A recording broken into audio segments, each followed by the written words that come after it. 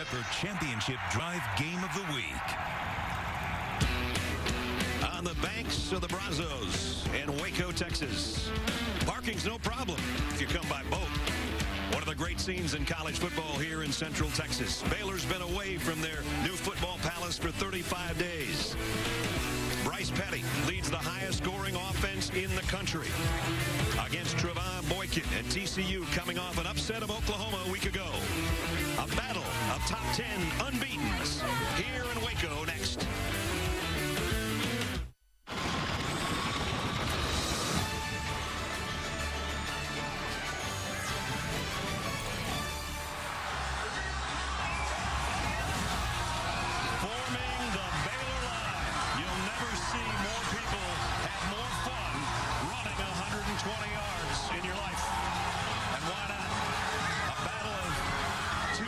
Teams in the Big 12, 9th-ranked TCU and number 5 Baylor. You take a look at the Big 12 standings. 5 or 10 years ago, you might not be talking about Baylor and TCU being the teams that are on top. Normally, it's Texas and Oklahoma. That's how it looks right now. There's a couple of those games still going on. Oklahoma has just defeated Texas, and most of you just watched that one. Welcome to Waco, everybody. Brad Nessler with Todd Blackledge. Sort of a seismic shift in the college football landscape led you a week ago, and with that, all of a sudden, this is the biggest game not only in Texas, but in the country. Well, you know, TCU was part of the chaos last week, upsetting Oklahoma, and what we're left with is a huge game with 2 top 10 teams, and the winner of today's game not only stays alive in the Big 12, but also stays very much in the conversation for the college football playoff. I think if people look at this game, they talk about Baylor's high-powered offense, and TCU's always got a great defense. Right. I think it's a little more than that, isn't it? Well, that's what's known. The part that most people don't know is how complete both of these teams are. When you look at what they're doing on the other side of the ball, very complete football teams. TCU playing great offense with Trevon Boykin, and Baylor outstanding on the defensive side. So what you have are 2 teams that are better on both sides of the ball than most people give them credit for. And I think because these 2 teams are so similar, the deciding factor today will be who has the most explosive plays, runs of 10 yards or more, passes of 20 yards or more, and turnovers. It was a high-scoring game a year ago. There was a little bit of bad blood when it was over. They're set to renew it for the 110th time when we come back in a minute.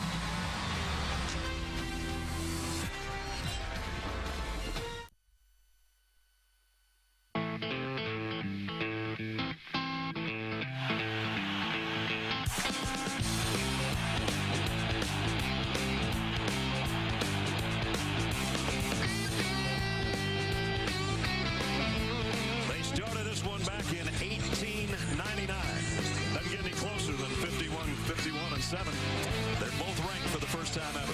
Before we kick it, check in third member of our team, as always, Holly Rowe.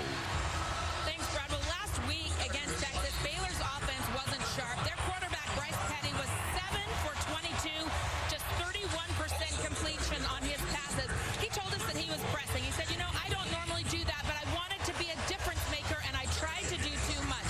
He said, I also have a fear in the back of my mind about getting hurt again. Those 2 broken vertebrae that he broke the first week of the season. This is the first week he's been pain-free. And he said, I woke up Monday morning thinking, if it's God's plan for me that I get hurt again, so be it. I'd rather get hurt going 110% than worry in a game. Look for Bryce Petty to get back to being who he is, not trying to force things, and playing fear-free football today against TCU. Bryce, the defending Big 12 Player of the Year for the defending Big 12 champions, led by Art Briles. Done a great job in his 7th year here in Waco. On the other side, Gary Patterson, 14 years on the job for TCU. They had kind of a quirky schedule with 2 open dates in September, so they're off to a 4-0 start. Right. 5th time in the last 7 seasons, but they're only 1-0 in conference play. Now, they are coming off an upset of Oklahoma, but I don't think either of these teams knows quite what they have yet. We're going to find out today. It's a tremendous matchup. I mean, really, we talked about the strength on strength.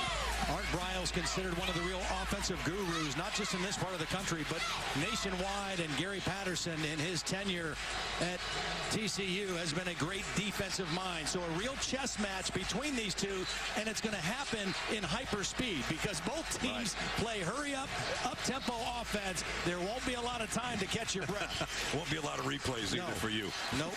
Telestrator will have a week off, I think. Well, we got here on Thursday, and we were in flip-flops. It's dropped 30 degrees since yesterday. 61 degrees right now at game time, and it was about 93 yesterday. So it's perfect football weather in a perfect place. McLean Stadium is gorgeous. If you've never been here and you get a chance, as you saw, you can come by the river or come by land. And this is a fired-up team that's number 5 in the country. And a Horned Frog team that came off an upset of Oklahoma and jumped all the way to number 9. TCU won the toss and deferred. Baylor will get the football first. Jaden Oberkraub to kick. Clay Fuller, Lynx Hawthorne are back deep.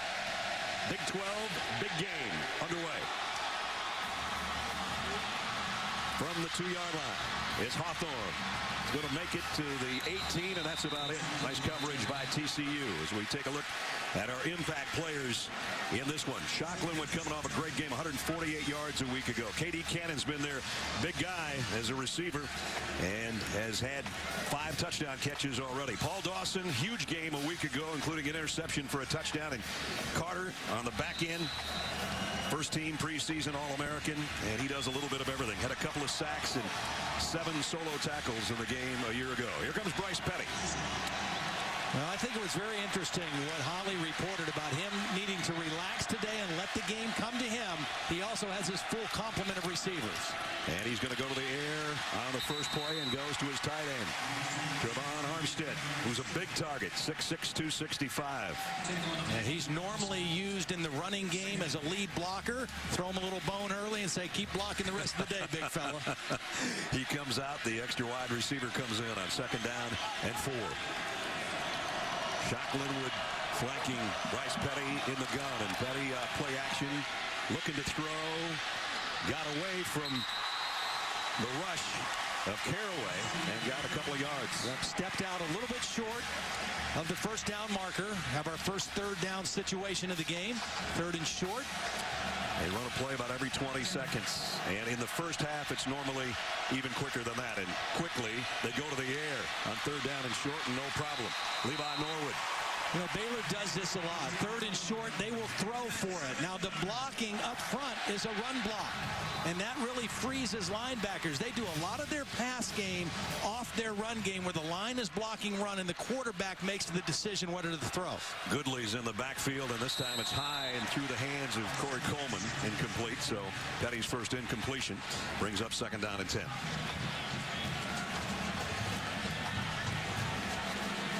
And again, set in the shotgun, empty backfield. Petty, plenty of time. He's going to go long. And too long. Incomplete. Intended for Cannon. And it'll bring up 3rd down and long.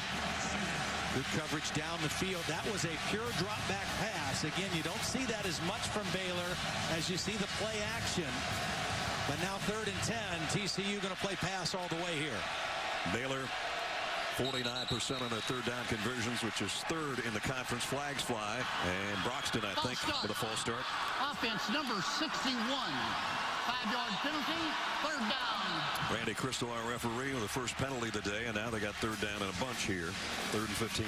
Coming into the game, Baylor averaging a lot of penalties, offensive penalties per game. Last year in this game against TCU, they had 15 penalties as a team. They had 10 against Texas for 95 yards last week and still won the game 28-7. Empty set again for Petty. Gets some pressure, and he's going to take off with it. I think he's going to get 15. He got about 13, though. Yeah, but how critical was that 5-yard penalty? Because he picks up the first down easily if it's 3rd and 10. But at 3rd and 15, he's going to come up a little short. But Art Briles loves to go for it on 4th down. And here they're lined up to go. They're 14 of 17 on the year. And they got another one. Into TCU territories, Corey Coleman. Well, that was really good patience by Coleman, who's not a tailback by trade, but he was patient, waiting for that hole to open up. And look at how fast they line up at the 48. Petty wants to go deep again. This time he's got a man out there and broken up. Nice play by Sam Carter, one of our impact players. Got a hand in at the last second. There was actually two guys in coverage. Carter had inside coverage, and he read the ball in the eyes of the receiver and got his hand right up in between to knock the ball away. Both of these offenses will take a large number of shots down the field. That's how they're built. Linwood, they fake it to him. They go down the middle, and it's complete. First down, Jay Lee. 21-yard pickup. Safety got out of position that time. Hackett, number 1, was out of position in his help coverage. That left a line of open room in the middle. And Petty right on the money with it. 10th play of the drive, the opening possession of the football game. This time they do go to the ground. Shock Linwood dropped by Paul Dawson. And you see the clock in the upper right-hand corner of your screen. And they're not even really hustling on this one, but they're going to get it off somewhere around 15 seconds probably. Right on the money. And it's Linwood again. And back to the line of scrimmage, and that's about it. Tevin Lawson, first guy there, along with Marcus Mallett, the linebacker. You know, it's interesting. Gary Patterson hired 2 new offensive coordinators, and they changed TCU's offense to up-tempo, and I think that's helped him as a defensive coordinator and coach in this league, calling fast-paced defense against these kind of offenses. Plus, you get to see it in practice every day. Petty. And he's in trouble, and down he goes. TCU's first sack of the ball game. And it was a community effort. Lawson was there, so was Dawson. Good coverage down the field. It wasn't a blitz, but Petty had nowhere to go quickly with the ball, and now we have 4th and long. So the law firm of Lawson and Dawson with a sack.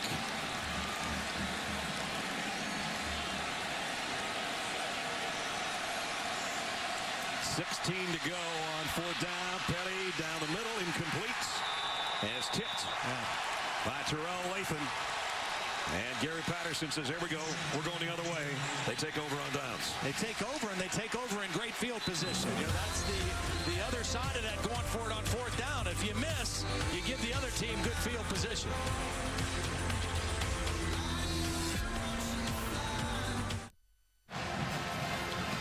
Welcome back to the Dr. Pepper Championship Drive game of the week. TCU and BYU. TCU getting ready to take the field as we take a look at our impact players for the Horned Frogs offensively. Colby Listenby had a career game a week ago. 5 catches for 103 yards. B.J. Catalon's their main man in the backfield.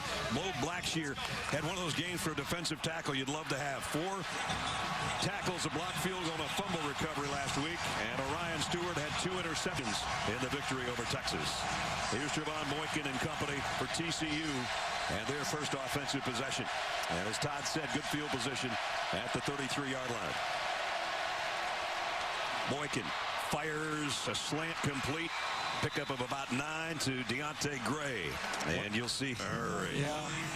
When I put the film on and watched TCU's offense, I was amazed at the quarterback awareness of Trevon Boykin.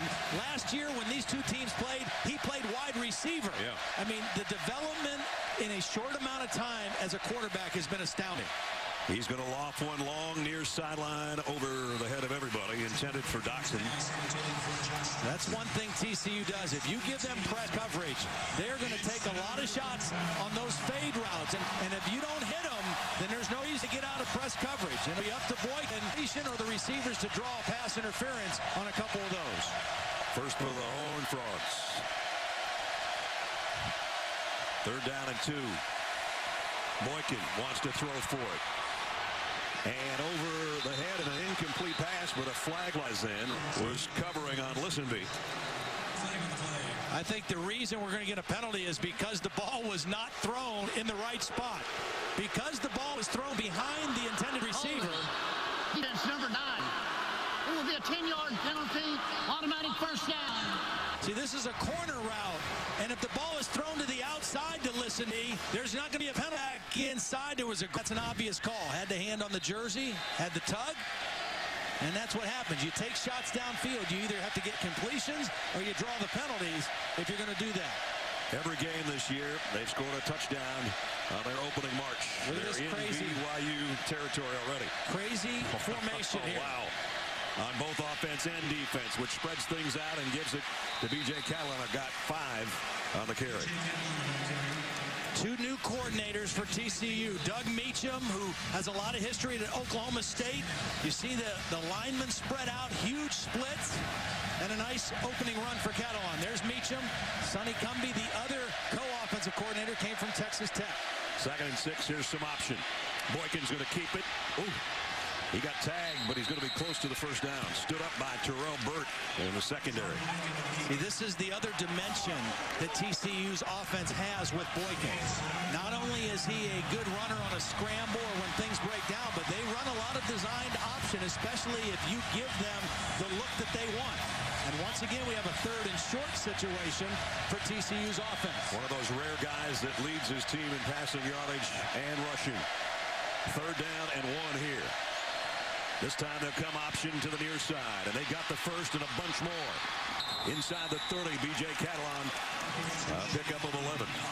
They went to 2 tight ends that time and ran the option, the speed option to the wide side of the field, and a good read by Boykin, waiting to the last minute to pitch it and get another conversion. They hadn't really shown that much until Oklahoma a week ago.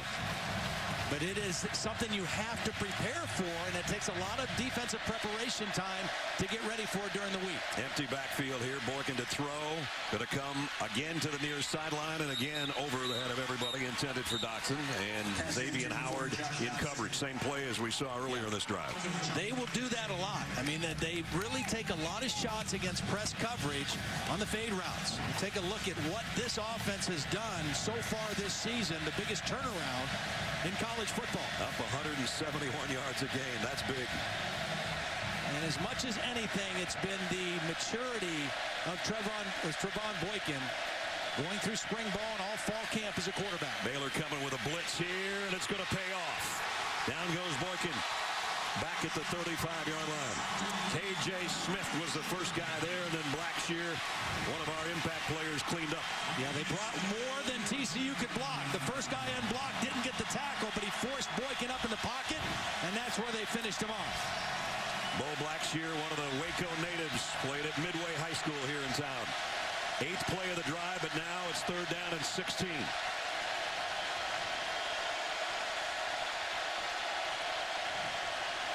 Again, they'll bring an extra man. Boykin's going to lay it out long. 2 men out there, and he's got him. Touchdown. Colby Listenby. TCU on the board first. Listenby has great speed. They have a couple receivers that can really get after it running down the field. Listenby, not an overly big guy, but great speed, got separation, and again, press coverage, one-on-one, they give him shots. They will take their shots, and Listenby able to get this one for the touchdown. I know both those guys weren't supposed to be in the same spot, but they'll take it. And for Trevon Boykin, his 11th touchdown pass of the year. Listenby, one of our impact players, talked about the game he had a week ago. Well, he's off to a great start right now. They're reviewing this play. Well, that's a tough play for Phil Bennett's defense. 3rd down and long. They got the negative play on 2nd down, and 3rd and long, they give up a touchdown pass as they're taking a look at it. Yeah, that's the ball never touched the ground. Clearly a touchdown. Yep. Not many times you're going to have 2 guys a yard apart and have one of them come up with a touchdown catch like that. That's got to be the fault of Deontay Gray. I mean, they got away with it. Listenby had nowhere to go but run a fade. Deontay Gray was the slot receiver and shouldn't have been that far outside. After review, the previous play is confirmed. So the touchdown caps a 67-yard drive. Remember, Baylor went on 4th and 16. Todd said good field position. And this is the first time Baylor's trailed all year. Yeah. And again, the press coverage and the confidence that Trevon Boykin has in taking shots down the field. And they drew 1 pass interference penalty on this drive, and they got the touchdown on 3rd and long on the last play. Homer Crowley in for the point after. 7-0 Horned Frogs. 9:32 remaining in the first quarter. And TCU on the board first, capping a 67-yard drive in 8 plays. Colby Listenby in the end zone, 7-zip, TCU.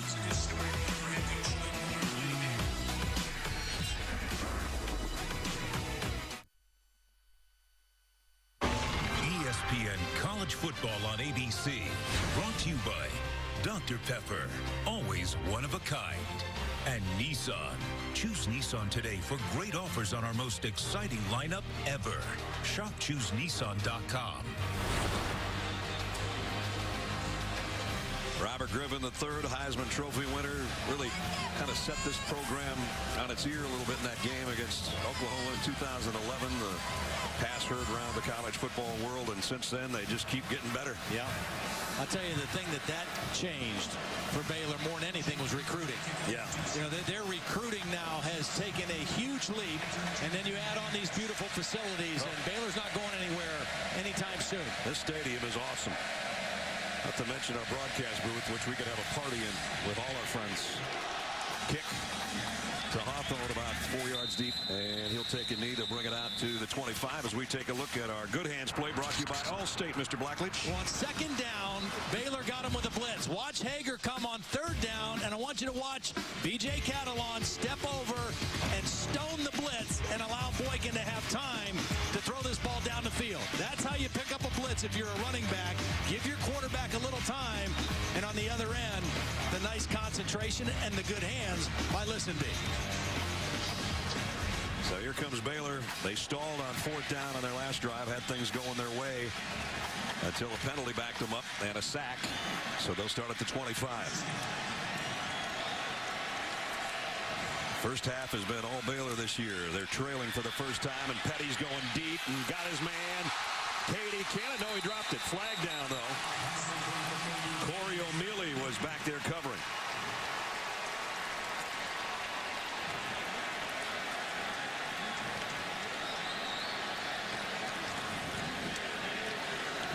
You're going to see both these quarterbacks take deep shots down the field all day. I mean, that's the way these offenses are built. If you give press coverage. Pass interference, defense. Number 2, 15-yard penalty from the previous spot. Automatic first down. You know, he went to make contact before the ball got there. Just a split second, just though. a split it was a pretty second. good play, actually. Right there. See, he's not playing the ball necessarily. He's playing the receiver, and just a hair too soon, he got that contact. So first down at the 40. Linwood and Armstead both in the backfield. One the tight end for the blocking of Linwood is going for about a yard. That's it.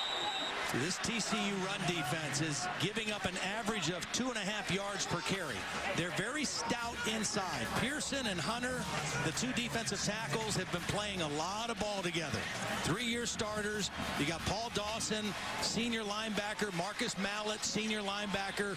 All 4 of those guys playing at a high level this year make it very difficult to run the football on. 6 times in the last 14 years, TCU's had the #1 defense in the country. That's pretty impressive. Petty off play action. Got a man wide open this time. First down, toss. And that's out to Cannon. Pickup of 11. Holly mentioned that this is the first game that Bryce Petty has felt pain-free. Well, this is the first game that they've had their full complement of wide receivers back near 100%. Antoine Goodley had a quad injury, and Corey Coleman been nursing a hamstring, so everybody's out there today for number 14. He calls his own number here and picks up 7. That was going to be a throw off the fake run. It wasn't open, and Petty just made the decision to run, and credit Katie Cannon for turning into a blocker and getting Petty some extra yards. First down carry, and almost a face mask at the end of that play. Now the ball is out. And TCU says they have it. The officials have not made a determination yet. Now they do. 2-0, I think, the guy that's going to come up with a football. I think Sam Carter's the guy trying to rip it out.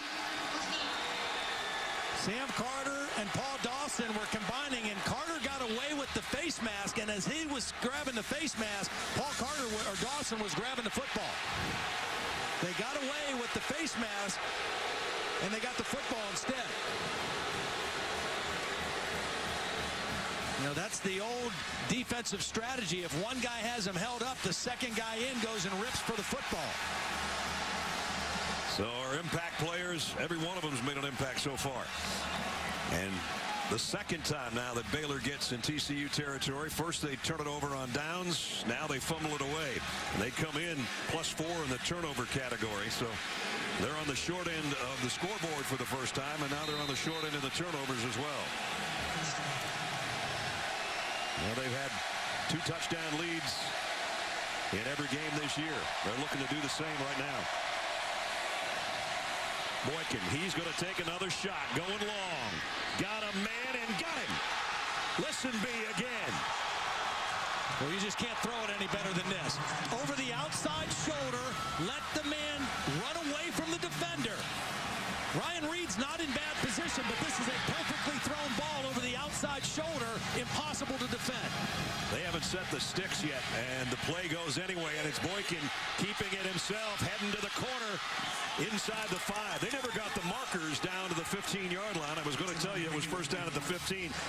Didn't even have time to say that. No, they got to get up-tempo chain guys, too, to play here. Jeez. First and goal. They do not mess around. At the 3. And this time the officials are going to hold them up and say, guys, we got to at least set some of these things up over here. They don't need that part now. They just need the first down marker at the 3-yard line. 2 tight ends set again. The last time they were in this, they ran option with Boykin. This time he gives it to his tailback, who walks in untouched. Catalan, touchdown, and it might be 14-0 again. Boy, they caught Baylor in a slant to the wide side of the field, and they just slanted themselves right out of the play. 2 times now TCU has capitalized. Once on a failed 4th down conversion, good field position, long pass and a score. After the turnover, long pass, they convert again. They've taken advantage of the mistakes Baylor's made early in this game. After the play, unsportsmanlike conduct, number 9. The penalty will be enforced on the ensuing kickoff. It was on Josh Doxson, the wide receiver.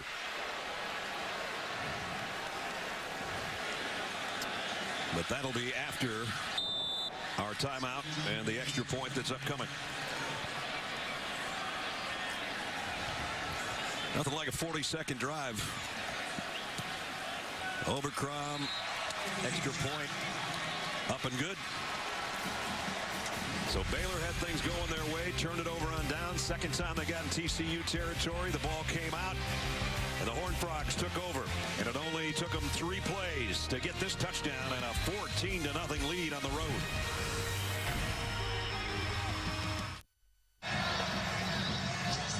You want to take a crowd out of the game, try a 2-touchdown lead halfway through the first quarter. Yeah, I mentioned on this touchdown that Baylor got caught in a stunt. They stunted all their linemen this way, thinking the run would go to the wide side. And TCU ran it back to the weak side, the short side of the field with Catalan, and there was only one guy there. Not enough people there to stop that run. Well-designed play, right call at the right time. BJ's 5th rushing touchdown of the year. And so for the 5th straight game, the Horned Frogs lead 14-0. Not sure they were expecting to be this efficient this early against the number 5 team in the country. We understand Auburn is trailing 14-0 as well, by the way. And that went onto the back of the end zone with 7:40 to go. Robert Flores got our first studio update. Robert. Hey, Brad, Dr. Pepper conference update for the Big 12. Josh Lambert from 55 yards away as West Virginia beats Texas Tech. They scored 17 unanswered to win, 37-34 in Lubbock. And Brad, by the way, the Dr. Pepper Museum is in Waco, Texas. So there you go. There you go. So is the Texas Ranger. Yeah, great museum. Really cool place. Well, the good news for Baylor, being down 14-0 is not that big of a deal the way they play offense. Right. And this is an offense that can explode at any time. This is going to be only about a 2-yard gain for Devin Chafin. I don't think they're going to have a great amount of success early running on TCU. I think they're going to have to throw the football to open up their run, and I think Bryce Petty running it might be the best option for him. This time, play action, the slant's a little bit behind Jay Lee, the intended receiver. And Anthony Tejada was back there in coverage. That time, Bryce Petty felt a little heat. Paul Dawson was coming on an inside rush, and he kind of short-armed that throw and wasn't accurate, bringing up third down. Remember, as Holly said, he tried to do too much. He thought last week it only went 7 for 22 against Texas, though he did have a couple of touchdown passes. He's off to a 4 for 9 start here today. Third down and 7. Petty steps up in the pocket, flushed to his left and lobs one incomplete. And Baylor's going to have to punt. When we talked to Bryce Petty yesterday and asked him about this TCU defense, the first thing he said was they are so sound.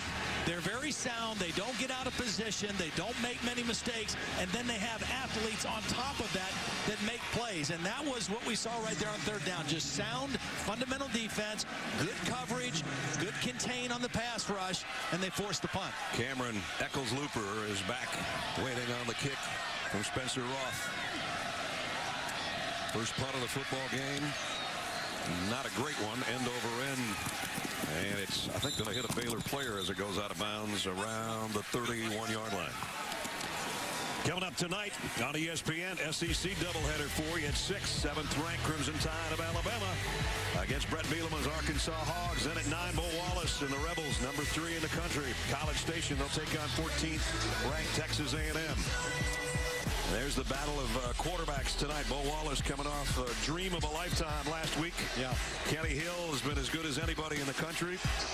Even though they've lost a game, he's already got 21 touchdown passes.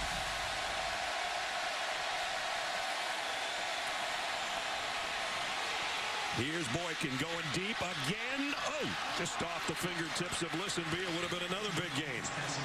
I don't think we've seen this many quarterbacks go long this early in a football game in a long time. Well, again, press coverage. It's not necessarily blitz with straight man-to-man and no safety help. But one thing Baylor does, they play their safeties close to the line of scrimmage, usually inside of 10 yards. And that invites you to take those deep shots down the field. Phil Bennett's defense for Baylor has been really stingy, but they've already given up 2 touchdowns here in the first quarter with just under 7 minutes remaining. And now they come out with a strange alignment. Now they bring their left tackle back in. 3 receivers to Boykin's left, but he's coming back, rolling that way. A lot of pressure, and he's run out of bounds on the far side. K.J. Smith and Andrew Billings over there chasing him out of bounds. Nice play by K.J. Smith, who's getting the start tonight because they lost Jamal Palmer last week in their win against Texas, one of their starting defensive ends toward ACL, and so K.J. Smith in there starting at defensive end. So Baylor would like to come up with a stop here. You saw Phil Bennett. 42% of their third down conversions. This is a big one. 3rd and 9, little slip screen to the outside, and there's what Baylor was looking for as Desmond White gets planted right about at the line of scrimmage. Taylor Young, who's also getting the start today. A redshirt freshman linebacker from DeSoto, Texas, in for Avion Edwards, who is out with an ankle injury. Loved hearing Phil Bennett talk about Taylor Young to us yesterday, and makes a big play right there on 3rd down. Expected big things from a little guy, and he got one there. Ethan Perry to punt. Levi Norwood waits back in the middle of your screen on the other end. Last week, it was the special teams that really turned things around for Baylor in their win over Texas. Nice kick. And great coverage. Nice punt and even better coverage. Yep. Lost about 4 trying to return it. Let's take a look at the AP Top 10 rankings brought to you by Allstate. Of course, they were dismantled a week ago. Florida State still up there at number 1. Auburn is trailing by a couple of touchdowns the last we heard. Mississippi State moved all the way to 3, along with Ole Miss. Baylor here, number 5, trailing by 2 scores. And you see the other games coming up tonight, including Alabama and Arkansas on ESPN. Arizona's been a surprise. Georgia Tech still undefeated. Not a lot of undefeateds remaining. We got 2 of them here. So somebody's going to go home with their first loss in Waco. Petty again goes down. Tuaua with a sack, the second of the ball game. Well, this is coverage. I mean, he wants to throw this quick. He has nowhere to go with the football. And Bryce Petty's just got to get his clock going a little bit faster because TCU has the ability to close the pocket quickly. So he either has to make a throw or take off running or throw the ball away because 2nd and 10 is better than 2nd and 13. Mike Tua's third sack of the year. Quick pass complete out to Corey Coleman, and Coleman broke a couple of tackles. They're still going to bring up 3rd down, but he got 11 of it back. And again, they line up in a hurry on a 3rd down that they really have to have here. Absolutely. Got to get something positive going, and they're not going to get it. Not even close. You see the inside tackles. I mean, they are strong football players. McFarland came from the end position. Chucky Hunter in there, number 96 as well. Very difficult guys to run on inside. Watch 96 just hold his ground on the double team and spin back into the tackle. Wow. Heck of a play. Guy that's up for just about every defensive award there is. The Outland, the Lombardi, and all the rest. Forces a 4th down and 2, and now Roth's got to kick it again. Interesting formation again with the punting. They have the 3-man shield in front of him, though, and the kick fielded on a fair catch at about the 27-yard line as we check in again with Robert Flores. Robert. All right, Brad, AT&T inside the headset. We'd like to welcome those of you who have been watching Auburn and Mississippi State. Bulldogs are up 21-0. This is how they scored their first touchdown. De'Ronde Wilson from Dak Prescott. And it is all Mississippi State in Stark Vegas. 21-0 over Auburn. They even got the shoes that say Stark Vegas now, huh? Yeah. Gotta love that. Capitalizing on the name. I guess. TCU up 14-0 with a ball back at their own 27-yard line. Again, look at how shallow the safeties are for Baylor. Inside of 10 yards here. That invites those opportunities to throw down the field. Boykin will keep it on the option. Cuts back to the right side. A stiff arm. And then tried to hurdle the last man. He still got about 5, though, before Ryan Reed could put him down. Todd mentioned this earlier. Last year, Boykin actually threw 1 pass for 21 yards with a touchdown, but he was playing wide receiver. A couple catches for 14 yards. He's come a long way. Finally, he had spring and summer to be a quarterback full-time, and it's paying off. Well, there's been a couple things that have really helped him. I'll talk about it after this play. Option pitch. Boykin got leveled. Catalan has nowhere to hide either. That was good defense. Colin Brents, number 38, was the guy who got to the quarterback first. He forced the pitch, and the pitch was a little bit behind Catalan, which caused the play to slow down. Good quick reaction by Colin Brents. Baylor sideline trying to fire up their defense on 3rd down and 8. And see, the corners are playing off now. They're not as much into press coverage. Look at the distance they're giving over here because they've been burnt a couple times already by the fade routes. Especially Listenby, who already has a touchdown catch. Boykin going to go deep, left sideline. Same guy, different result, incomplete. And once again, Colin Brents was the guy who hit the quarterback. Came on an outside rush, unblocked. Got a good hit on Boykin, and that ball sailed out of bounds. Both teams with 2 straight 3-and-outs. As Perry will kick again, Levi Norwood on the return end back inside his 30. Last week against Texas, it was a blocked field goal return for a touchdown and a fake punt that kind of turned the game. The special teams of Baylor. Nice high spiral. They had a fair catch back at the 23-yard line. 48-yard kick, no return. And Monday Night Football returns, though. NFC West showdown for you on Monday. Colin Kaepernick of the 49ers square off against the Rams. Monday at 8:15 on ESPN, and watch ESPN. No other night is like Monday nights. Kaepernick, what he's done this year.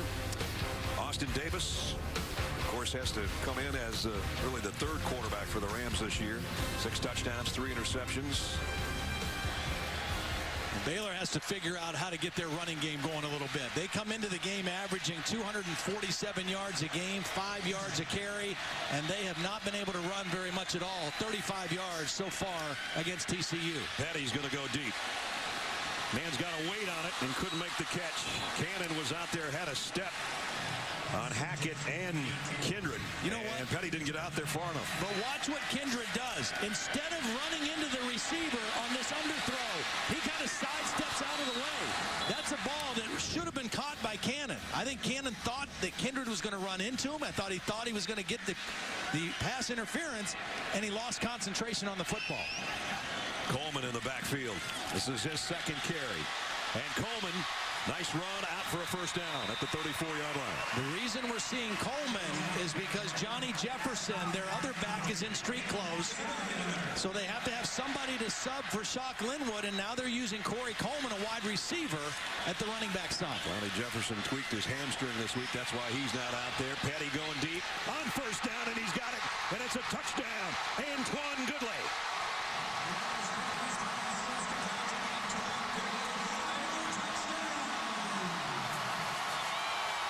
66 yards for the touchdown.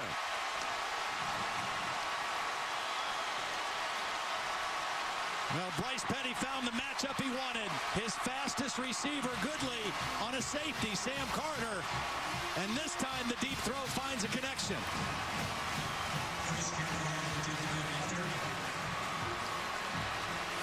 Chris Callahan in for the point after.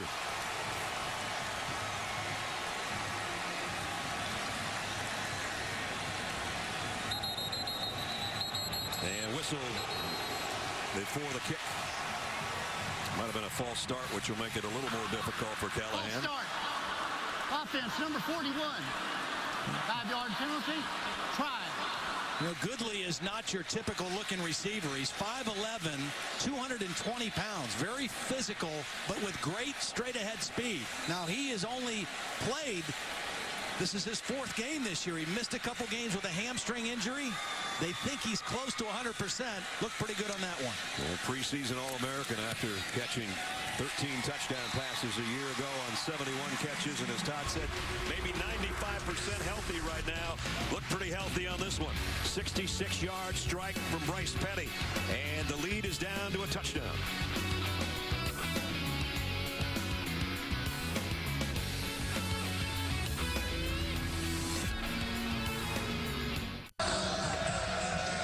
The sidelines got something to be excited about as first touchdown of the day for Baylor. Short kick to the 10.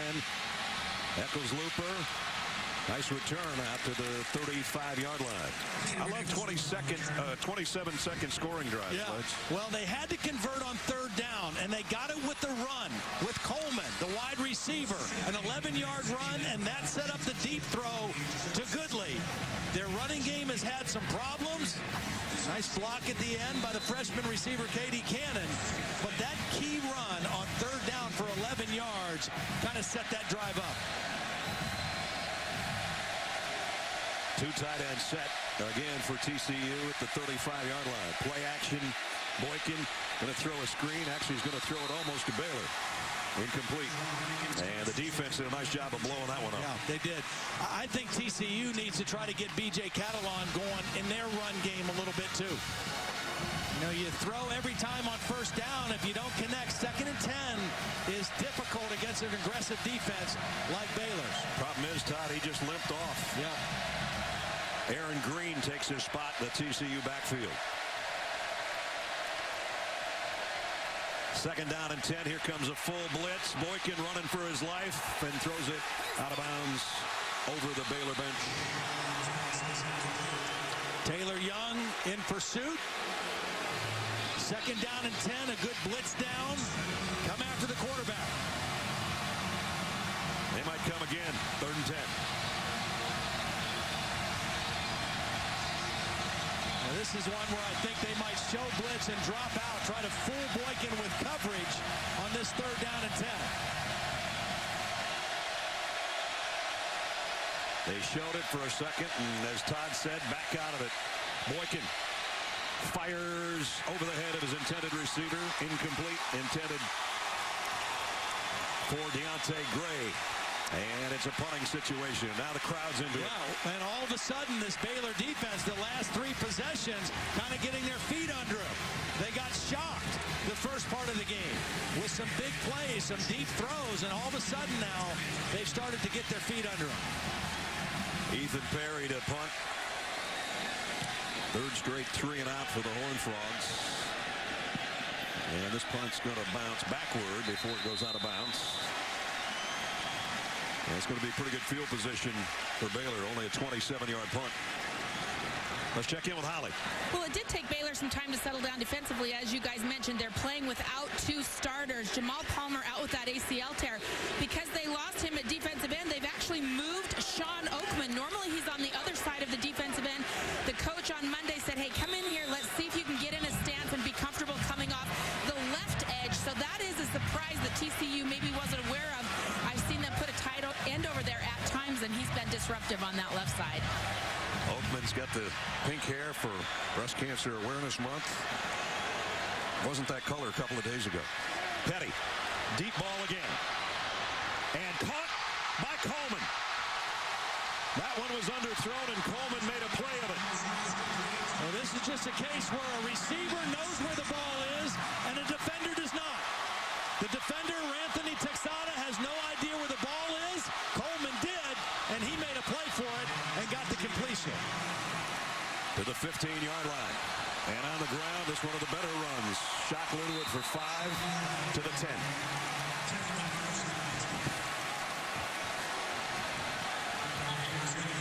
This is one of those where you don't even want to go to the refrigerator because you're going to miss something. Minute to go, first quarter. We expected a high-scoring affair. Baylor trying to tie it up. They've got it. First and goal. And they're only about 4 yards away from tying it up. Well, the game last year in Fort Worth was a 41-38 ball game that went back and forth. Baylor built a big lead thanks to some turnovers by TCU. TCU fought back and had a chance with 11 seconds to tie it up, but threw another interception. They spotted at the 5. To the run game and no gain for Linwood. Dawson and Mallett, the 2 linebackers, combine on the stop.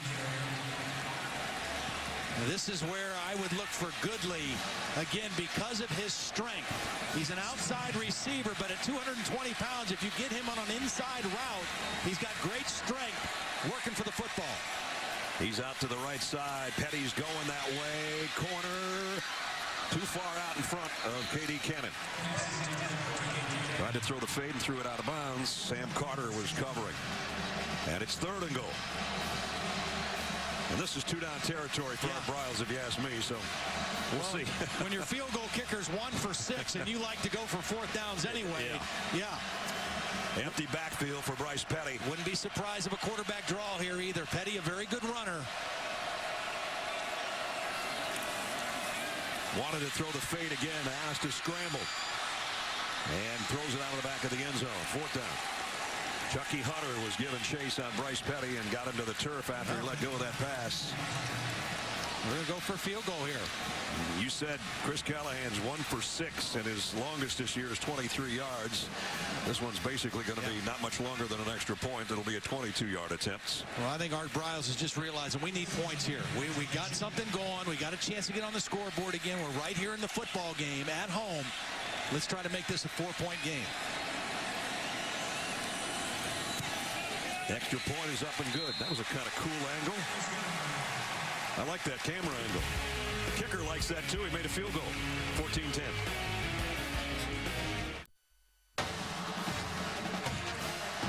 You got to love a game where your longest scoring drive is 2 minutes, 28 seconds.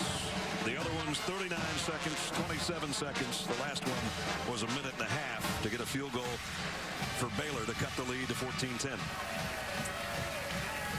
Final play of the first quarter about upcoming here. There's the quarterback comparison so far. 4 out of 11. It doesn't seem like that would be very good, but he's been efficient enough to throw a long touchdown pass. And Bryce Petty, I think, is just getting warmed up. Well, and I think the way both of these defenses play, it's kind of hard to get great numbers as a quarterback, but you're going to have opportunities for big plays, big chunk plays, and I think both guys have shown that so far in the first half. The coaches told us we'd have that, and they were right. And this will be returned from the goal line. Eccles Looper going all the way across field and shouldn't have dropped inside the 10. By Trevon Blanchard. We got a flag down.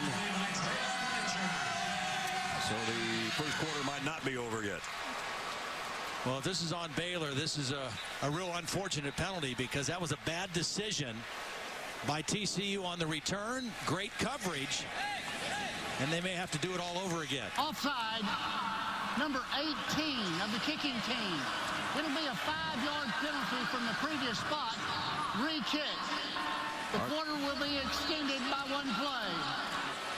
Art Briles right now is going to have a word with Chance Was, a true freshman, who was the guy that was offside. Well, actually, he's having words with the back judge right now before he talks to his players. There's the guilty party. So they'll do it again. And as Todd said, they're going to come out of this better no matter what happens, you would think. They're not going to be at the 7-yard line anyway. Last year in this ball game, again, Baylor had 15 penalties in the ball game. They still won, but 15 penalties for 140 yards. Already a couple here in the first quarter today. 3 on the special teams already. Yep, 5 total. Yep.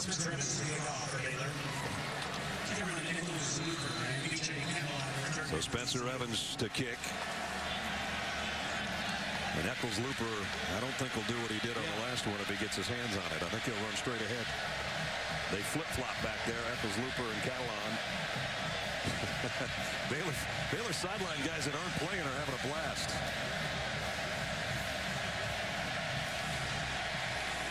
This kick is much shorter, obviously, to the 12-yard line. Eccles Looper. This time he goes up the middle, but a flag down, and it's going to negate a pretty good return that time, I think, because we're going to have an illegal block in the back or a holding call. Illegal block in the back, number 4 of the receiving team. Half the distance to the goal, first down. Will extend 1 play. We're never going to get this first quarter over. We got 1 more play to go.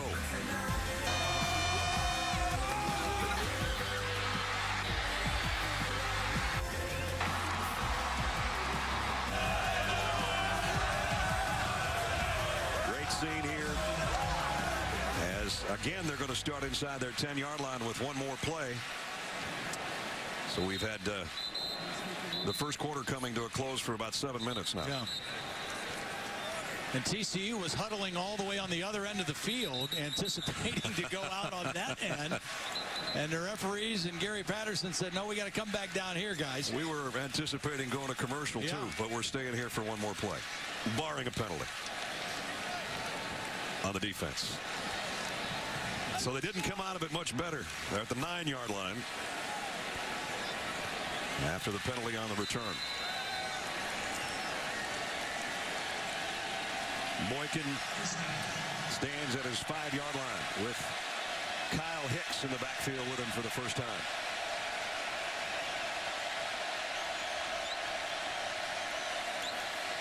Fly sweep. Thought they were maybe going to throw there. Deontay Gray, and he is run out of bounds at the end of the first quarter.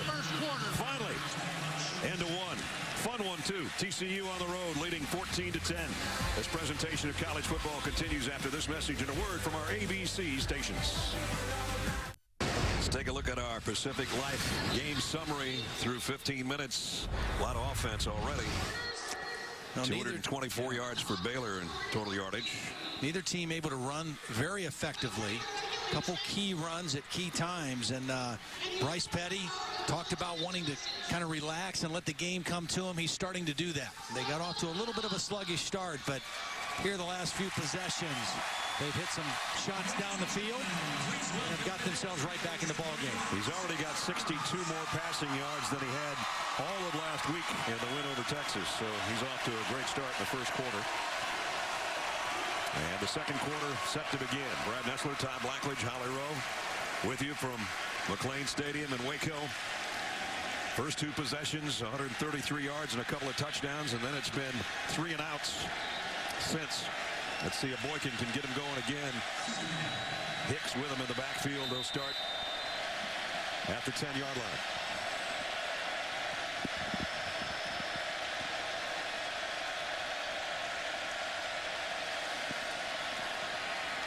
Boykin completes. Doxson right at the first down marker. Listenby is the speed guy on the outside. Dotson is more the strong route runner, bigger target guy at 6'4", 190. Good decision that time by Boykin, getting the first down throw. Dotson had a good game against Baylor last year. 5 catches, including a touchdown. That one got him just enough for the first down. And Boykin keeps this, and he's run out of bounds at the line of scrimmage. Holly's right there. We might as well go to her. Boykin under some pressure that time. There's a change on the offensive line for TCU. The left tackle, Tayo Fabulje, is out. They were getting him an inhaler here on the sideline. He's out for the next few plays. So they've moved right tackle Vaitai over to the left tackle. Number 68, Joseph Noteboom, has come in at right tackle, so they're trying to get readjusted on the O-line. And you saw Holly almost made the tackle on that last play on the sideline. Second down 10.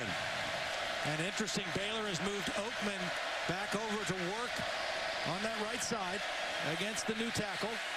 Boykin straight down the middle, and Listenby didn't quite get his head turned around. I don't know if he could have caught it anyway. Xavier Howard was covering. And it's 3rd and 10. I think Boykin was just a little too early with this throw. He wasn't under duress. He didn't allow Listenby to get separation and get his head around. Otherwise, he might still be running because there was no safety help in the middle of the field. 3rd time now TCU's been on a 3rd down and 10 or more. Little different set here. 2 running backs in there, Hicks and Catalan flanking Boykin on 3rd and 10. Right sideline, good throw, good catch. David Porter, first down. Needed 10 and got 11. Well, take a look at the new right tackle, Joseph Noteboom, working on Oakman now, 68. That's a great job against a good time, big pass rusher. Run him up the field. Oakman, their number 1 sack artist with 5, and he is a huge guy, 6'9", 280 pounds, wearing number 2. Transferred from Penn State a couple years ago.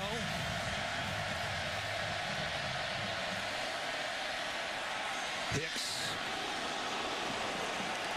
got leveled at not quite the first down marker, about a yard shy. Blackshear's a player, man. Bo Blackshear, one of the captains of the defense, in on the stop again, along with Byron Bonds. And it's 3rd and 1.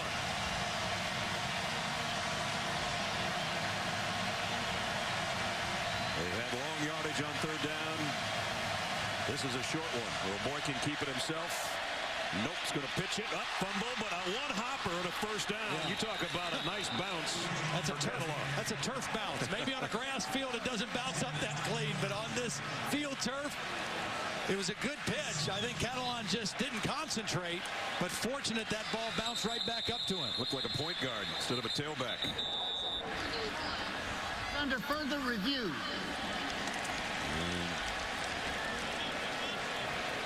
I think they're trying to determine whether or not this was a lateral or a forward pass. They're looking at it anyway. Oh, could be. Yeah, that could be an incomplete pass and bring up 4th down and 1. Bill Lamagna is our expert up here, the rules expert, former official. What do you think, Bill? I think we have a forward pass, hit the ground, incomplete. Yep. Restaurant and catering. A Waco and Baylor tradition since the 1930s. David Ames, our replay official, and we'll get a better look maybe down the line right here.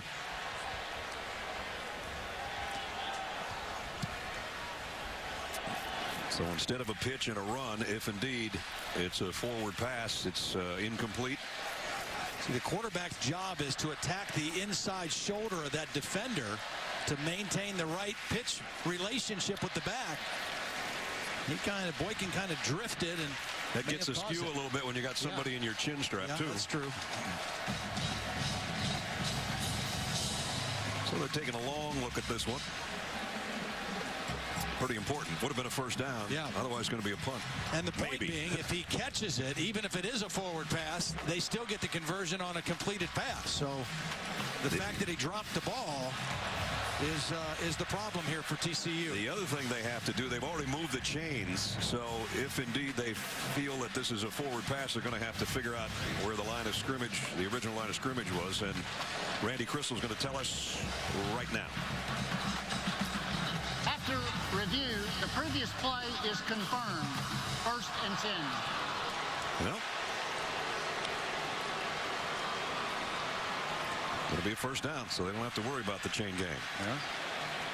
Bill, what do you think? You thought it was a forward pass, didn't you? Yeah, the first look we had at it, I thought he pitched it forward, but possibly with the angle they had, they determined it went lateral and confirmed the call on the field. So big play there. Kind of put that one in the notepad right now and see if this ends up being a scoring drive. That'll be a heck of a big play. Boykin wide open and caught by Dotson, and he almost turned around and got away from Ryan Reed. Well, I like the quarterback pocket awareness of Boykin. You see him working his feet, moving from one progression to the next. He started reading left and worked all the way across the field to find Dotson for that one. TCU first down in BYU territory, Baylor territory, beg your pardon, at the 41. Straight up the gut. Catalon might have gotten 3 before Bryce Hager dragged him back the other way. Hager coming into the game, the team leader in tackles with 29. Dad was a great player in Texas with the Philadelphia Eagles.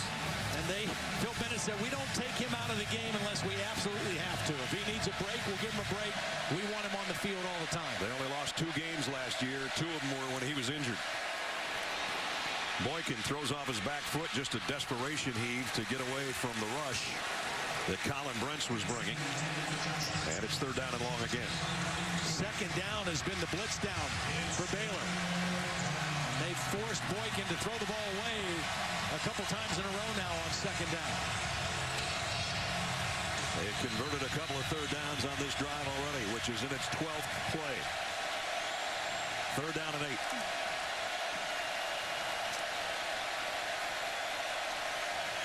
They back out of the blitz look. Boykin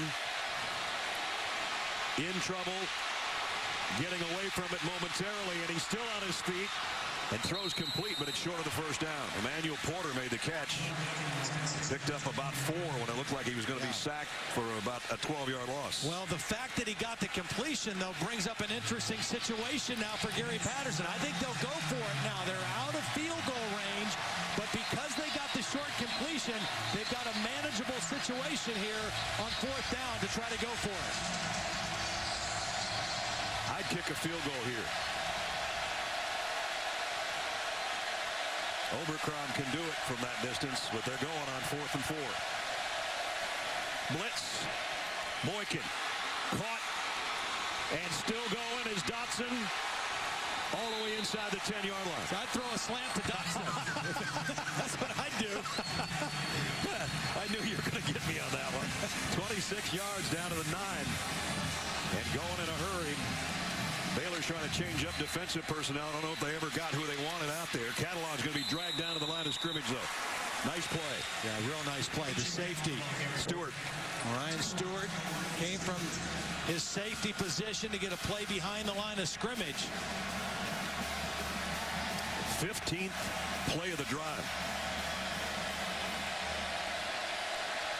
2 tight ends. Option formation.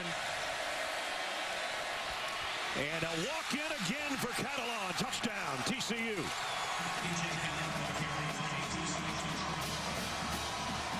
Nobody touched him for the 2nd time. What a great block by Jamel Knapp, the left guard, number 77. Just took his man right up the field. Nice block by the left tackle. And an easy touchdown for Catalan.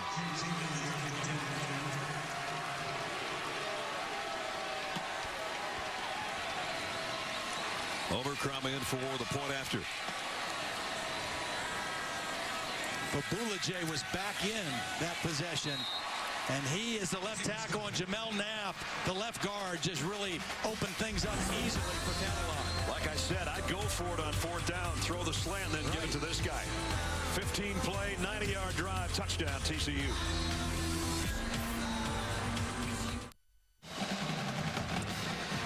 (21-10) TCU.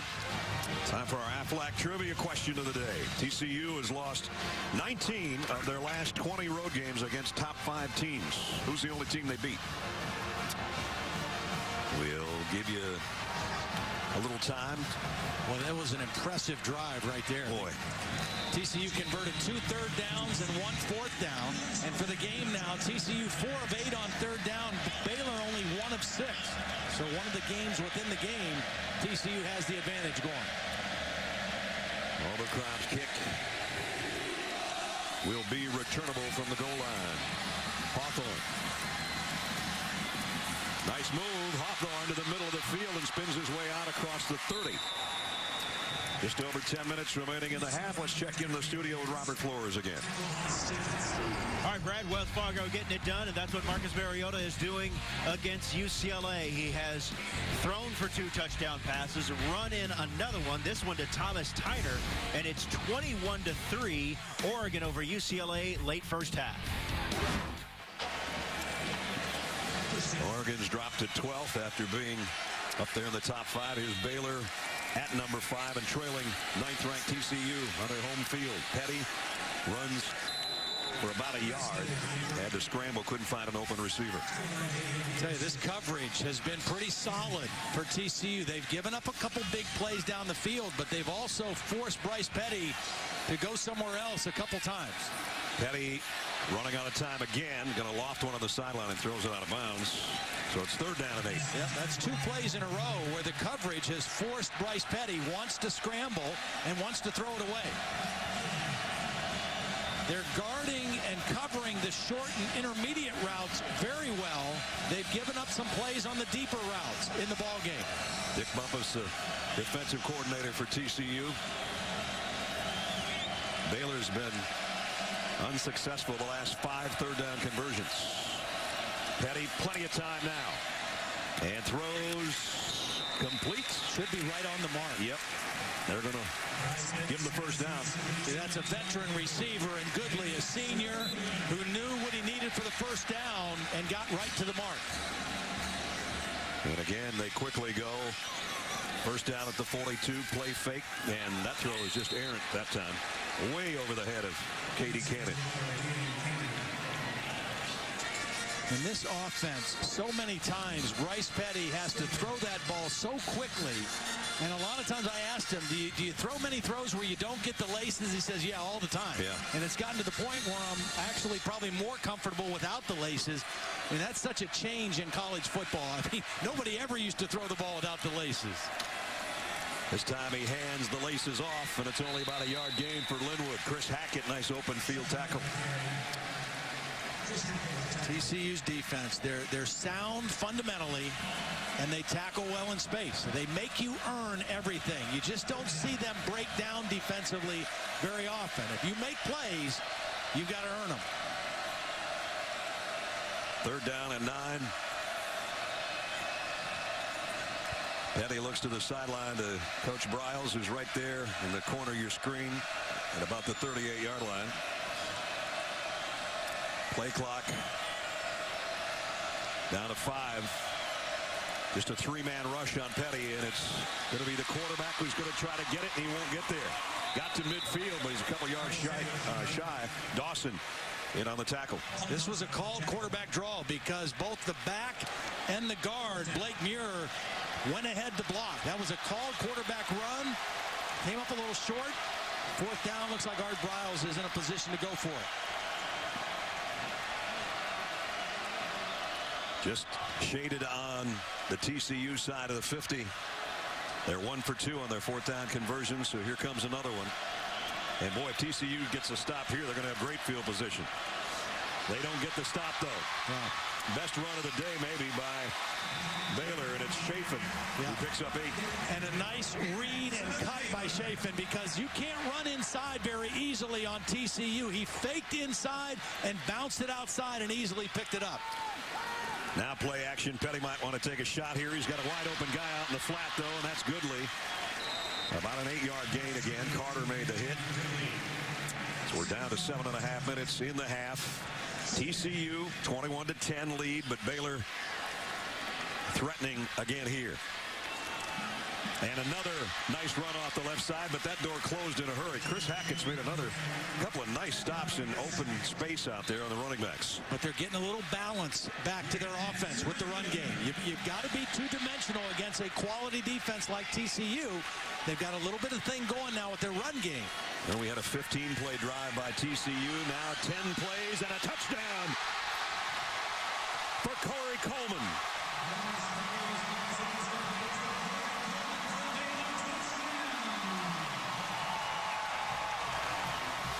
.29-yard touchdown.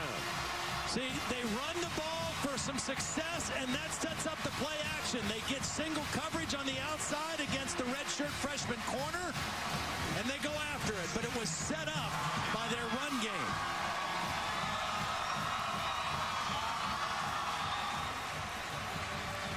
Callahan in for the point after.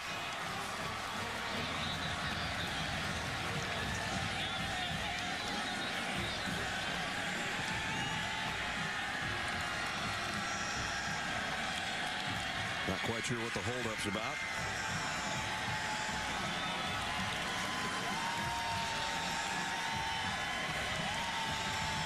Bryce Petty with the second touchdown pass of the ball game so far.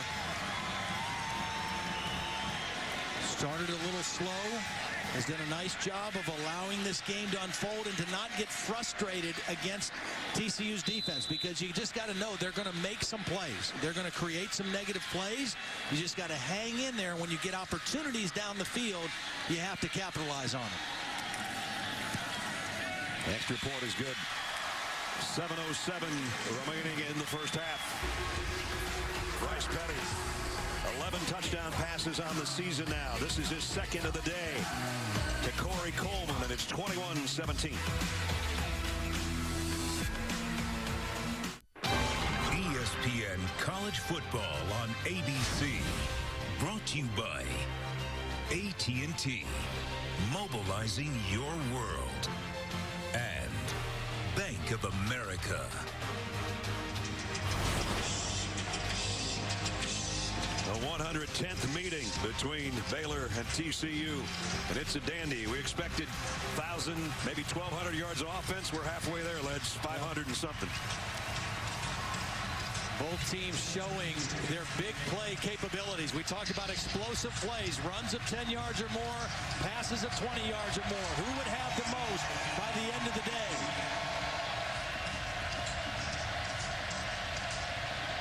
Spencer Evans with a kickoff. Hicks fields it at the 5. And got upended as he got to about the 23-yard line. A little earlier we asked you today's Aflac trivia question. TCU's lost 19 of the last 20 road games against top 5 teams. Who was their only win? Number 5, Boise State, back in 2011. This is the first time these two teams have played each other in all those years, dating back to 1899, where they're both ranked, much less both in the top 10. Only the second top 10 clash ever for Baylor. Last time was 1956 when they were playing Texas A&M. Todd wasn't even around then. Pass complete to Dotson. Picked up about 3. Little subtle change with Phil Bennett's defense. They are starting to give a little bit more cushion to Listenby, and they're putting more press coverage on the other side against Dotson. Dotson more the route runner, Listenby the guy that runs by you. They're changing it up from play to play. Oakman out of the defensive lineup right now. Brian Nance has taken his spot on the defensive front. Boykin quick slant too far behind Deontay Gray.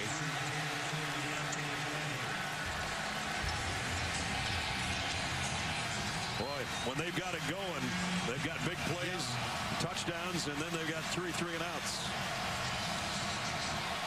Another third down here.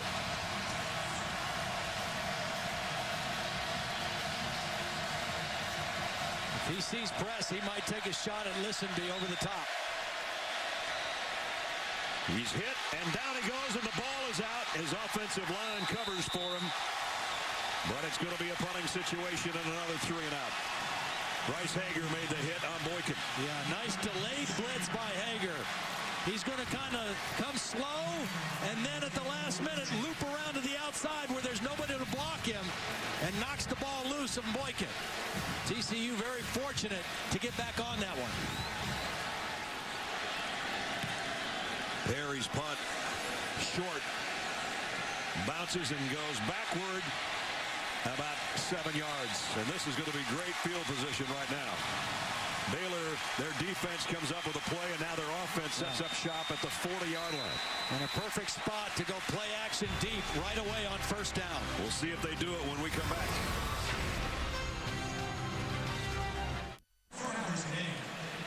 Welcome back to the Dr. Pepper Championship Drive game of the week, where it's 21-17 TCU. Well, Baylor up to 73 yards rushing, and what that does, watch these linemen on the last touchdown, the tight end. They are going to block run, and that really makes it difficult for a defense to play play-action pass. As long as those linemen don't go beyond 3 yards down the field, they can block a running play, and that makes it very difficult to read whether it's pass or run against this Baylor offense. Remember, after that short punt of 25 yards, Baylor from the 40 might want a shot right here. Down the middle and one-handed. Nope, in and out.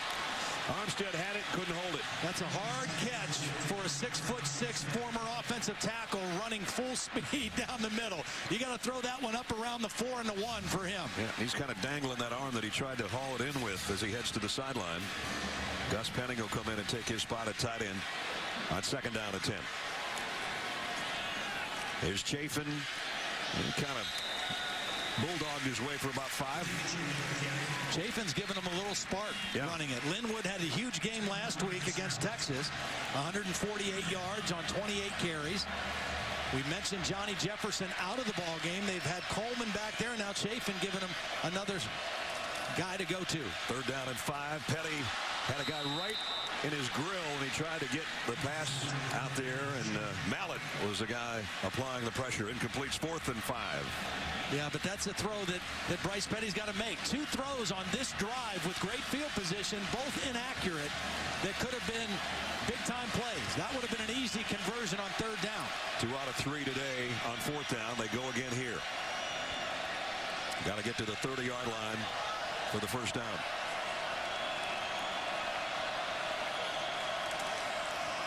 They're going to try to run for it, and they're not going to get it. Not even close. You know, and a little surprised at that one.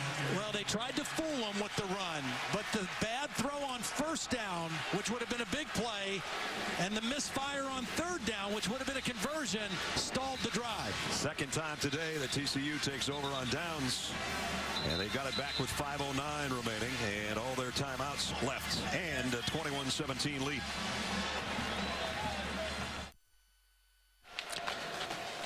DirecTV Drive to the National Championship mobile bus traveling across the country, following the biggest stories in college football here in Waco a little bit earlier today. Texas 3-step going on. A lot of you watched OU and Texas earlier today. 31-26 the final for the Sooners as they bounce back from their loss last week. Come down 99 miles. We've got Baylor and TCU here 21-17. 9 o'clock at ESPN tonight. Ole Miss and Texas A&M. That'll be another dandy. And everybody, of course, wants to get the national championship trophy presented by Dr. Pepper. It's here with us today. In fact, it's already been to the Texas OU game. It's here in the corner of the end zone, and then it's going to A&M a little bit later on. Trevon Boykin needs to be very careful with the football right now. This is a critical time for TCU's offense. He's going to run this one all the way. And got a nice block out in front, and he's going to get a 1st down before Hager can knock him out of bounds. Great call and a great decision, because the thing that's hurt TCU in this first half, even though they have the lead, is they've been held without a 1st down on 4 of their 7 possessions because they haven't been able to run the football. Only 46 yards rushing. 1st down play in that drive, a designed quarterback run. Good time for that call. He picked up 12 out to the 45. Again, both teams have all their timeouts. Catalan, nice tackle. Boy, that guy's a football player. He is. Looked like he was going to get by Hager, and Hager said, Had a little late something happen at the end of the play also. At the end of the play, Deontay Gray was without his helmet. Let's see if it was a personal foul one way or the other. A dead ball play at the end of the play. Personal foul, face mask, number 13. Number 20 does not have to leave the ball game because of the foul. 1st and 10. Terrell Burt. And Gray is blocking on him, and I don't know. Loses his lid, but he doesn't have to come out of the game because it was forced off his head. Yeah, he kind of pushed it off of his head. Burt's the guy that had the game-sealing interception in the end zone that ended last year's game. And here it's a first down at the 37 now for Boykin and company. Still plenty of time to work with here late in the second quarter. That was a tough one. He got pressured. He kind of threw that off his back foot, never really got into the throw. I think that was Billings creating the pressure, coming right over the front. Billings is a powerful, powerful man in there. 6'2", 300-pounder from here in Waco. Set the Texas State prep record, over 2,000 pounds lifting weights. Broke the record of Mark Henry, who was at one time the world's strongest man in the Olympics. And Boykin, another strong run. Well, this is smart. This is smart by Doug Meacham. Sonny Cumbie, we're having trouble running the football. We've hit some explosive plays running it. Let's go to some design quarterback runs to see if we can open some things up. And 2 runs by Boykin on this drive have gained big yardage. TCU is going to take. I think Baylor had a player. Yeah, Baylor had a player down on the sideline. Might have been Billings. It was. Chasing that play. A little slow getting up. He's a Waco native, too. Waco High School. 805-pound squat, a 500-pound bench press, and a 705-pound deadlift when he was a senior in high school. You kidding me? That's just ridiculous. That's just insane. Mentioned Mark Henry was an Olympian. He's now a WWE wrestler. Still one of the strongest guys in the world. 4-minute mark. First down at the 23.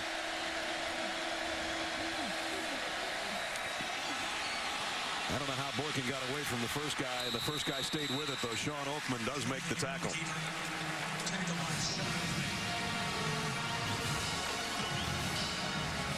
Oakman's got to be a frightening sight when you're a quarterback.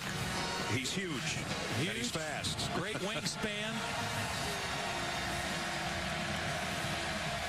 He's still raw as a football player, still developing from a skill standpoint, but what an athletic talent.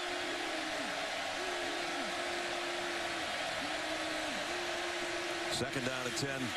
On the option, Boykin slips and goes down. Might have gotten a yard out of it. Taylor Young there to make sure he didn't go any further. A couple nice plays by the Baylor defense in a row after they gave up some chunk plays. They got down in their own territory, and they've tightened things up here, bringing up 3rd down. Bill Bennett, the defensive coordinator, hoping his team can prevent a 3rd down and 9 here. Empty backfield. They're going to bring a little pressure off the edge. The throw's incomplete, intended for Dotson, and Reed had good coverage. It was a good route, a good throw, and a good play by Reed all the way around.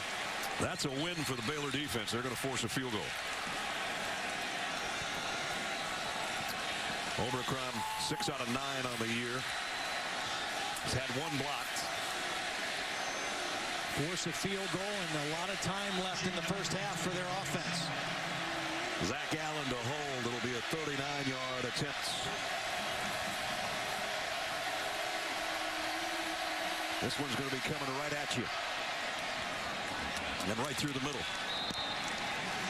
3 more for TCU. They stretch the lead back to a touchdown again.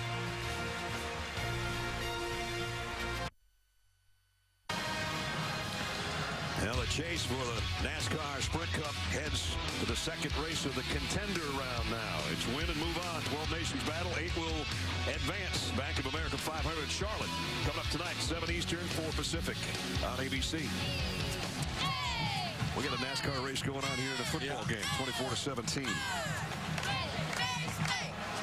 TCU under Gary Patterson, when they lead at the half, they almost never lose. I don't know if they'll have the lead or not, because there's still plenty of time left for Baylor's offense to work, and they still have all their timeouts remaining. I think in a perfect world it would be 24-24 at halftime. You and I can go have a hot dog. We'll come back and do this again. That's what TCU and Oklahoma were at halftime last week, 24-24.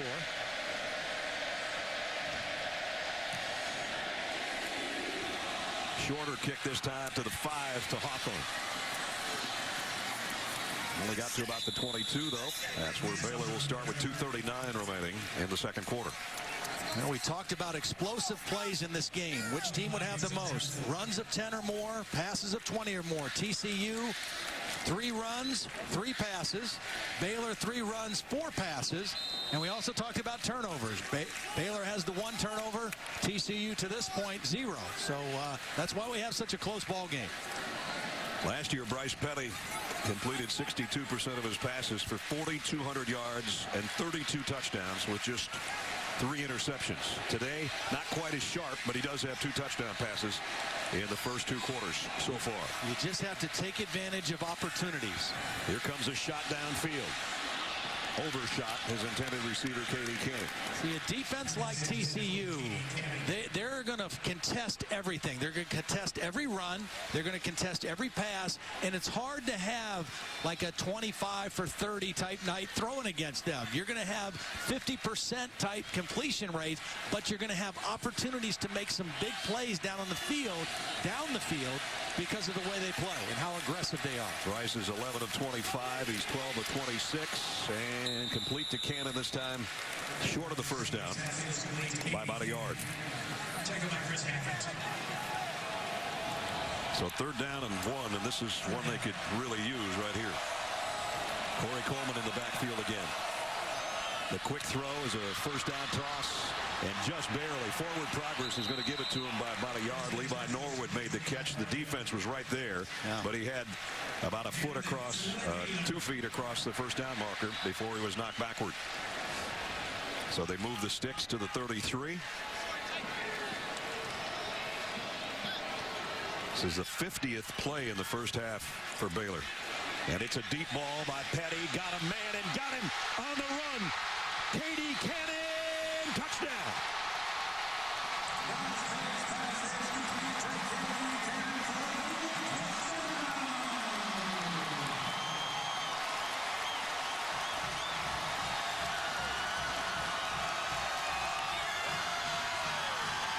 We're an extra point away from 24-24.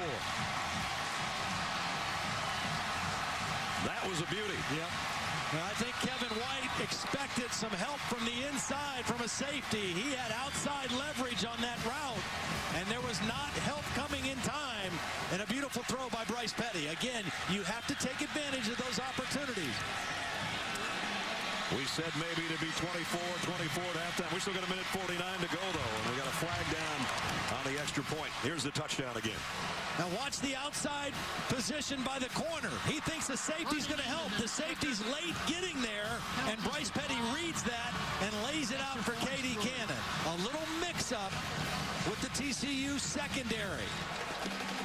You're not going to have great numbers, but you will have opportunities to make big throws down the field.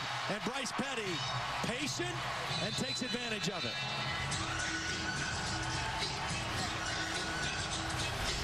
You think you're going to take some long shots? Todd talked about this at the beginning of the game. Those are some long shots. Yeah, you have to have a mindset as a quarterback in a game like this and say, you know what, this defense is good. They're going to make some plays, but they're going to give us some chances to make some big ones too.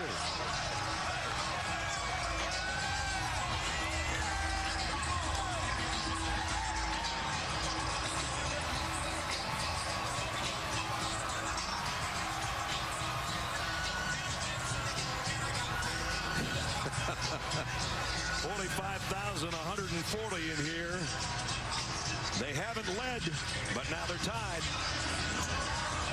And we're jumping around just like Madison, Wisconsin here in Waco, Texas. What a great place.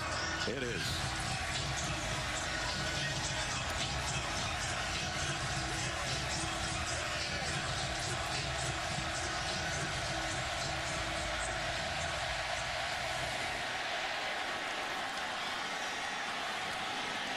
Catalan from the 6. BJ's got an opening. Kicker to beat. Catalan taking it coast to coast. Touchdown.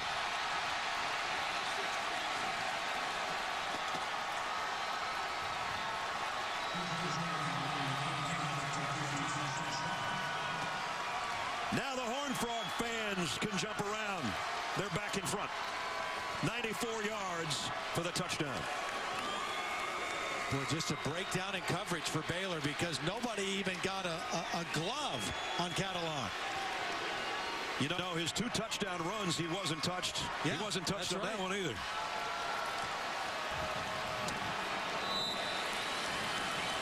Well, you said it. There's still a minute and 40 whatever left. Maybe we're not done. Overcrom with a point after. 31-24 TCU. You got the crowd energized. You're right back in the game. You're thinking it's tied, but you don't cover the kick with discipline, and nobody even gets a hand on B.J. Catalan. Some good blocks, but that was easy, just like his 2 touchdown runs were. Again, the only guy that even got a glove on him was the kicker, and that was all she wrote. 94 yards later, touchdown. Trevon Boykins going, go BJ, go BJ, go BJ. So if you're Art Briles, the bad news is you just gave up a kick return. The good news is your offense still has a minute 38 left here in the first half. So who knows? We may not be done yet. BJ's dad passed away in the last year. He's got that on his wristband. And I'm sure Dad's looking down going, that a boy. Wow. What a first half. Jeez. I guess. We're going to need extra hot dogs for energy for this second half.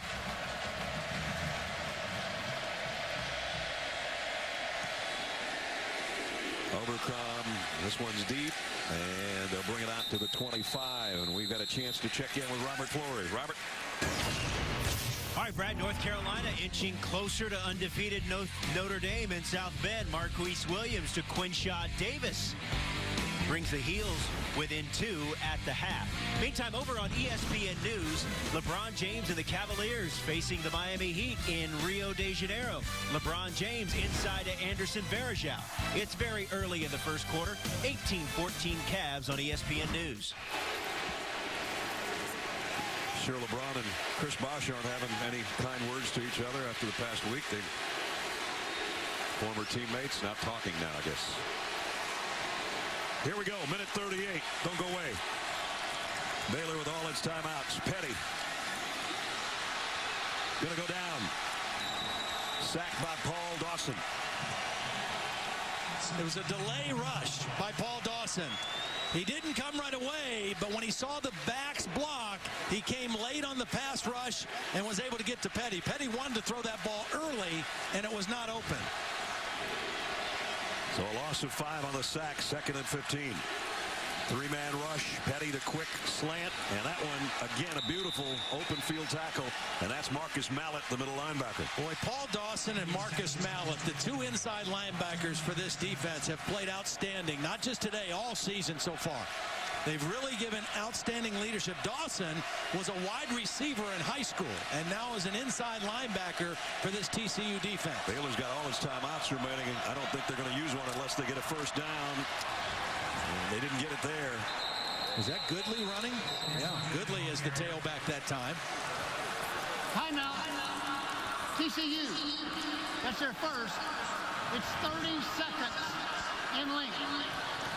So timeout taken by TCU. Paul Dawson. 6'2", just talking about him. 230-pounder out of Dallas. High school wide receiver. Went to junior college. Converted to a linebacker. Very active guy playing at a very high level this year. He's one of our impact players. He's making an impact. Last week he did too. He had 11 tackles and a 41-yard interception return for a touchdown. That made him the Big 12 Defensive Player of the Week coming into this game. And he looked like a wide receiver on that interception. That was a beautiful play that he made last week. Timed his jump, caught it right at the line of scrimmage, didn't bobble it at all, and ran it into the end zone from 41 yards out. So Baylor forced to punt. Eccles-Looper waiting on the kick from Spencer Roth.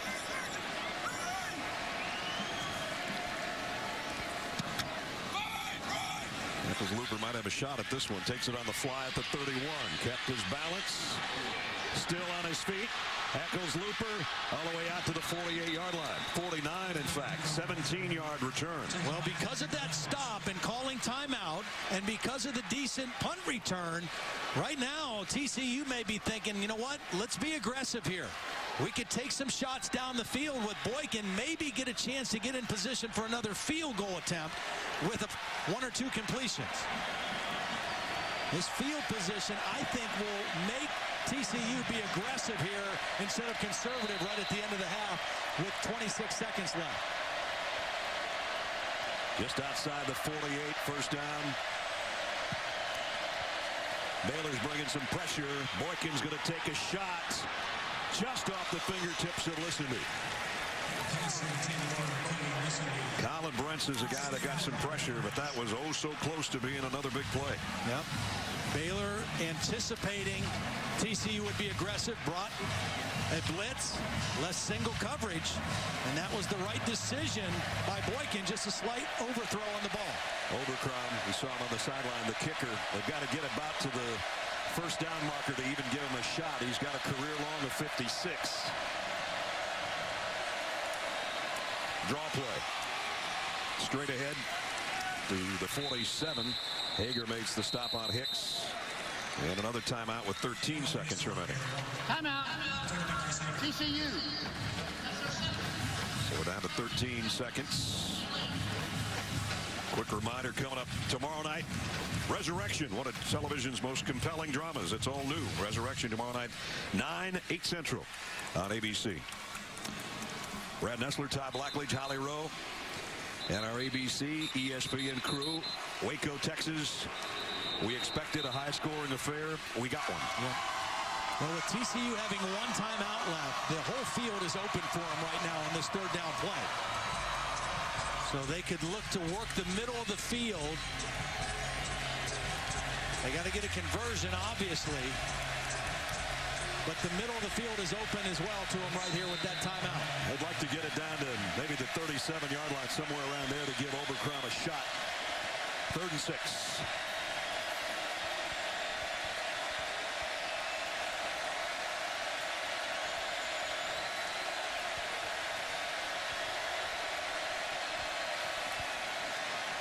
Boykin deep drop, deep middle, off the fingertips of Slanina. Incomplete. Pass intended for Tommy Slanina. Well, now you do one of two things on 4th down with 8 seconds left. You either punt it or you just throw one to the end zone.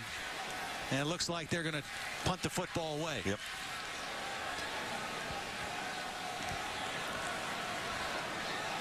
So Ethan Perry in to kick on 4th down and 6. Levi Norwood stands back at his 10-yard line. It's one thing we haven't had so far today is a punt return for a touchdown. Just saying. Whoa! We haven't had a bad snap either. Baylor's got it with a second left. 1 second left. And it's Sean Oakman. But that one is on the snapper. James Power, the snapper, not very powerful on that one. Way over the head. No chance for Ethan Perry. And now Bryce Petty has one shot. Or they're going to come out. They're going to take the 3. Yeah, you got to kick it here.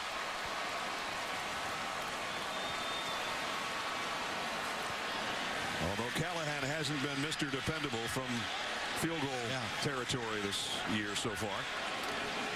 This will be a 24-yarder. He made a 22-yarder earlier.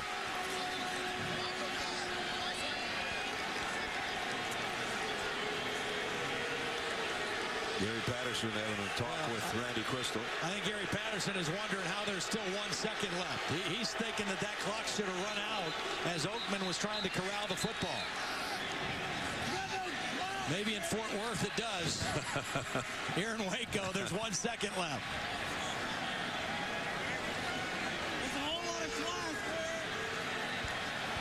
So Baylor, a 24-yard field goal away from a 3-point gift. I thought the clock was going to run out. I didn't think there would be 1 second left. Callahan's kick is good.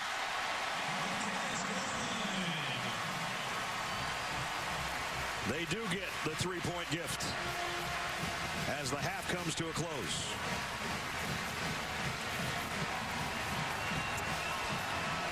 Check in with Holly.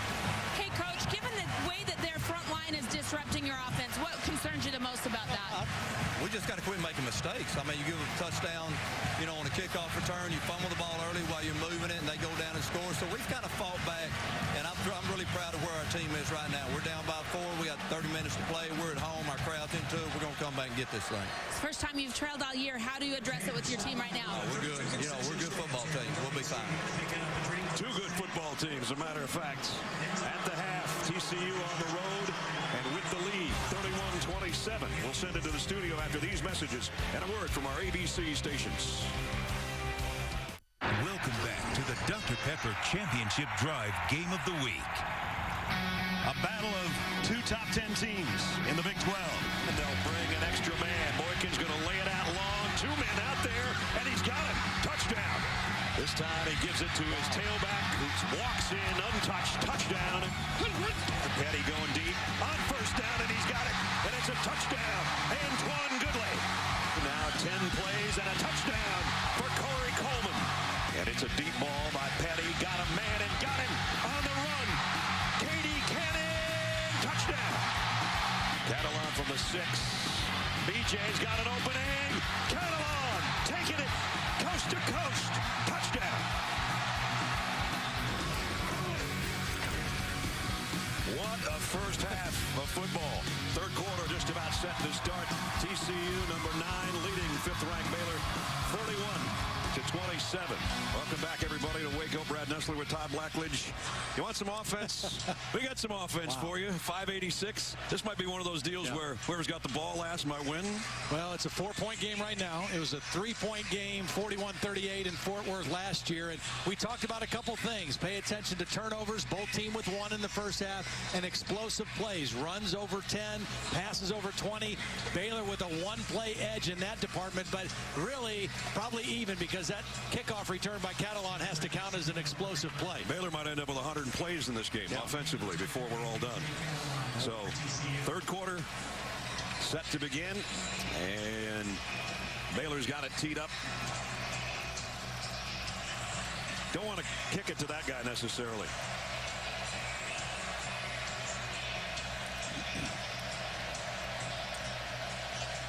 Deontay Gray along with Catalan back at the goal line. They're going to pooch kick, and fair catch taken at the 33-yard line. They didn't want to get it in the hands of Catalan again as we check in with Holly. Gary Patterson of TCU was having a heated conversation with the officials just before the half. I asked him what he said to the officials, and he said, I think there should be no time left on the clock. When I asked what the officials said back, they said there's 1 second left on the clock. So Gary Patterson, very politically correct with me. He does not want to get fined, but he thought that time ran out there at the end of the first half. I also asked him about their offense, how they're airing it out tonight, taking those big plays when they can get them. And he said, Holly, that's who we are now. That's what we do. That is what they do now with the 2 new coordinators offensively. There's what Trevon Boykin did in the first half. Did a lot with his legs as well. Empty backfield. Quick throws complete, and it's going to be close to a first down to Slanina. And I understand not wanting to kick to Catalan, but that short kick gives them excellent starting field position on the first possession of the third quarter. An aggressive play call on first down, and now they're out beyond the 40.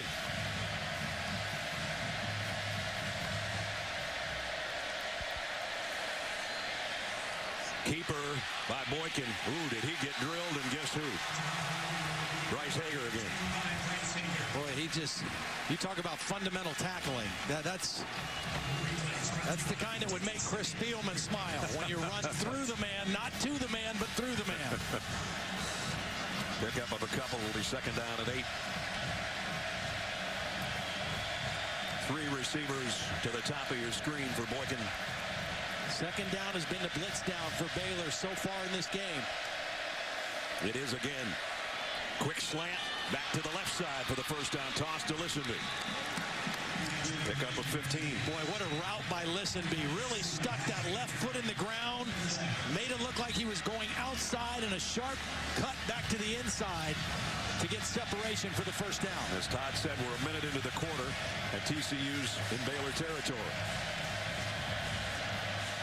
Short kick, couple of first downs. First down at the 41. Boykin going deep, right sideline. Man makes an adjustment. Dotson pulls it in. This is going to be offense. This is going to be offensive pass interference, I think.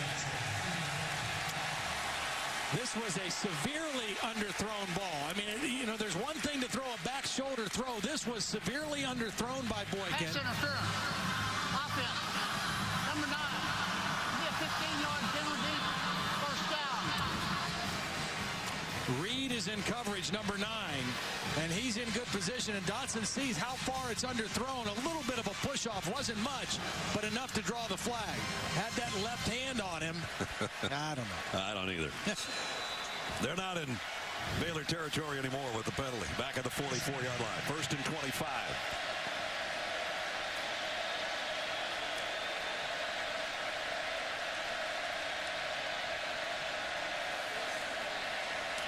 Right through a blitz. The throw's complete out to the 49. Pick up a 5. Right in the face of Colin Brents, who was coming off that corner, and Boykin threw it right past his ear. Last second down play, they went slant to Listenby. He's down at the bottom of the screen now, number 7. Again, the safety's way up for Baylor. Again, the extra pressure. The slant goes the other way to Catalan. And he's to the 39-yard line. Pick up a 12 more, and they're kind of chipping away at that long yardage. First and 25. Yeah, smart. Don't try to get it all back in one play. Take 2 plays to get yourself into a makeable third down at third down and 8. They've had a bunch of 3rd and 8s and 10s today. They've got another one here. Empty backfield. They might take a shot at Listenby here. Again, looks like single coverage at the bottom of the screen to his go-to receiver. Boykin's 4 for 4 so far on this drive, and that one's broken up. Tried to get it to Dotson. Ryan Reed right there with him. Ryan Reed played a beautiful ball game last week against Texas and has been pretty solid again tonight, working against a bigger receiver. Reed is 5'11", 190. Dotson 6'4", 190. Did a nice job of getting around that big body. Hasn't been many situations for the punters today to try to drop one down inside the 10 or out of bounds. That's what Ethan Perry would like to do here.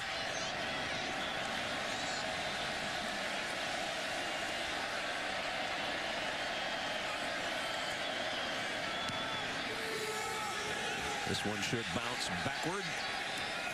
Doesn't have to bounce at all. Fielded around the 12-yard line. That's where the Bears of Baylor will go to work, trailing by 4 when we come back. 3 years ago, Baylor and TCU kicked off the season in Waco. Robert Griffin III's final year. Jumped out to a lead the second quarter. RG3 found Kendall Wright.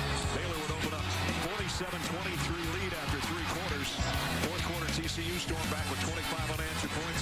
Had a 48-47 lead. And then a 60-yard drive, game-winning field goal, 50-48. Highest scoring game in series history. RG3 had a huge game with 5 touchdown passes. I'm not so sure we might not outdo that score today before this one's over. Well, I don't know that you could have a more evenly played rivalry than the one we have either. Yep. Each have won 51, I should say, with 7 ties. This is the 110th meeting.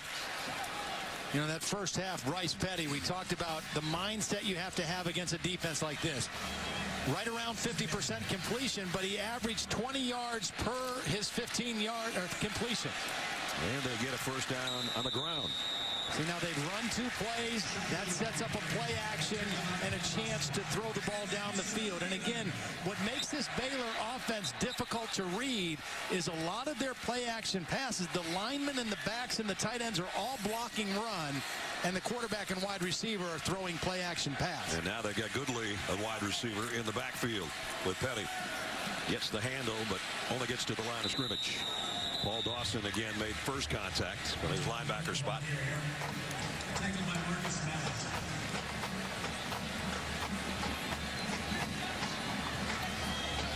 Brings up 2nd down and 10.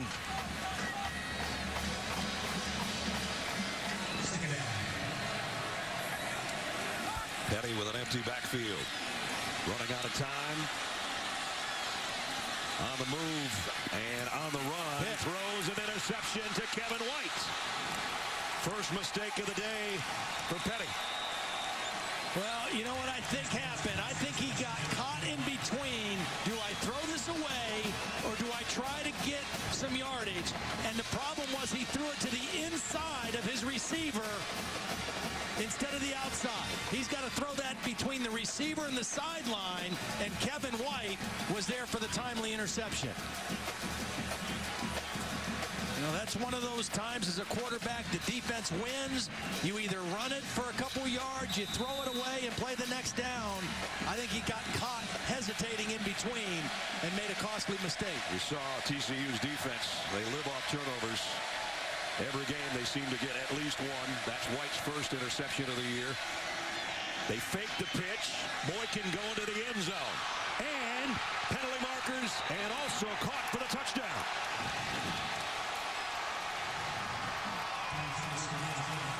David Porter made an acrobatic catch at the end of a 23-yard pass.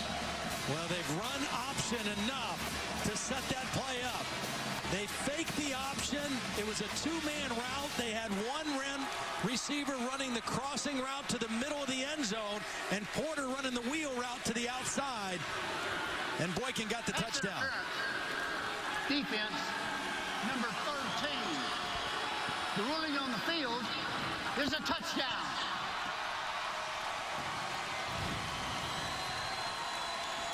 Nice play fake off the option. Two-man route. And the ball put in a position to the outside where Porter can make a play on it.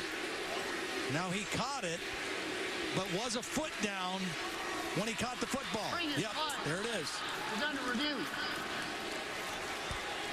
He got that left foot down. No bobble of the football. A nice throw to the outside away from the defender. Bill, what do you think about that call? You think he was bobbling it, or did he have control? That view we saw looked like we had a potential bobble as he was going to the ground. He landed out of bounds then. So if that's determined, he didn't have control, finished the process of the catch.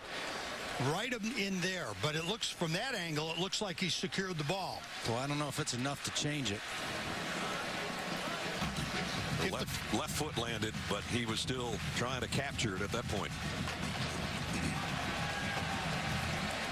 You see the side judge right there with the flag on the pass interference. So it's either going to be a touchdown or a first down, either way.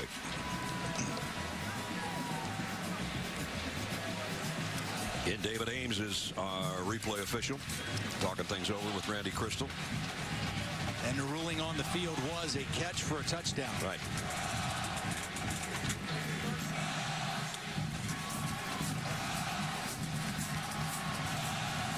Again, if it's a touchdown, it'll be Boykin's second of the day. Love the play call. Off of the turnover. An aggressive play that they had not shown. They showed enough option in the first half to set that play up.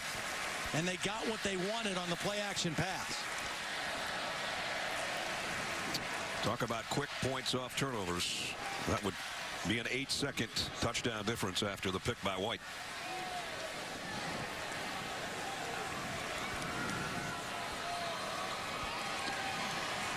This one's taken a little while.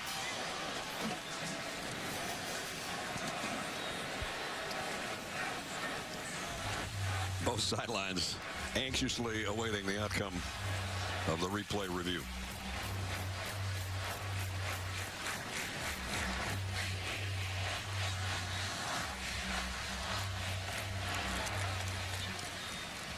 Well, this is the only thing that's slowing our game down.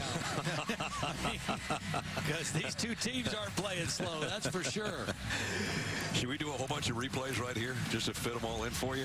Do some telestrating, Todd, while you got a chance. Or we can get all our promos out of the way right now, too.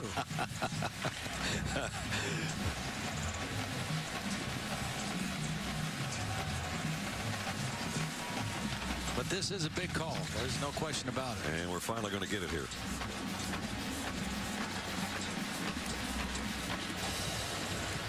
After review, the pass is incomplete.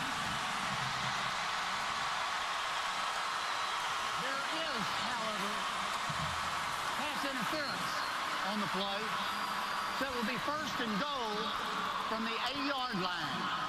As I said, it'd either be a touchdown or a first down. It's the first down with the penalty, pass interference. Well, he got the foot down, but when the foot was down, he bobbled it after that and didn't get the foot back down. See, there's a little bobble when the foot was off the ground, secured the catch there, but was out of bounds when he landed. So good call. They took their time. Looks like they got it right. But for TCU now, first and goal from the 8. Two tight ends set here.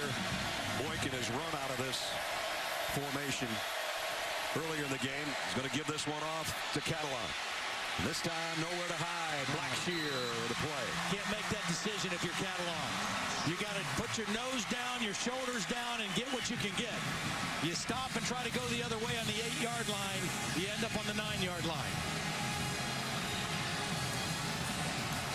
First time he's been touched when he's down in the red zone today.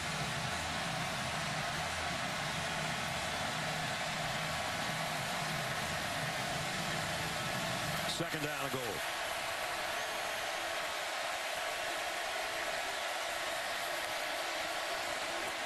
Boykin. The corner of the end zone knocked away by Terrell Burt, who was called for the pass interference, and now he comes up with a really nice play. Went for the same guy, David Porter in the corner. Pretty well thrown ball, and Burt does a nice job reading the eyes of the receiver and getting his hand out there to knock the football away. Boy, how big would it be for Baylor as they thought they'd given up a touchdown if they can hold to a field goal here for TCU. Third down and goal. Have to be aware of the quarterback run here on third down.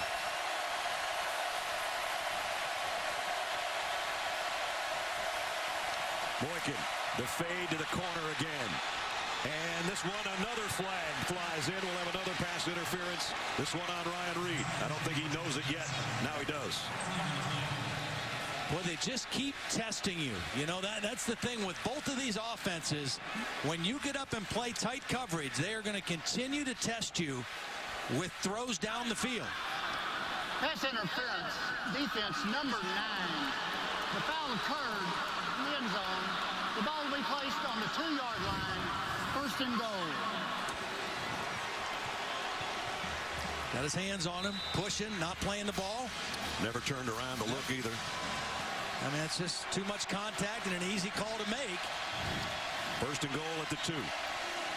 Catalan in the backfield with Boykin. Already has a couple on the ground today. This time Boykin keeps it, and he loses a yard. Taylor Young, the first guy to make contact, and then he got help from his friends. You can see why Phil Bennett's excited about this redshirt freshman. Not the biggest guy in the world. They list him at 5'10", probably not 225-pounder, but he's a football player. Second down and goal now at the 3.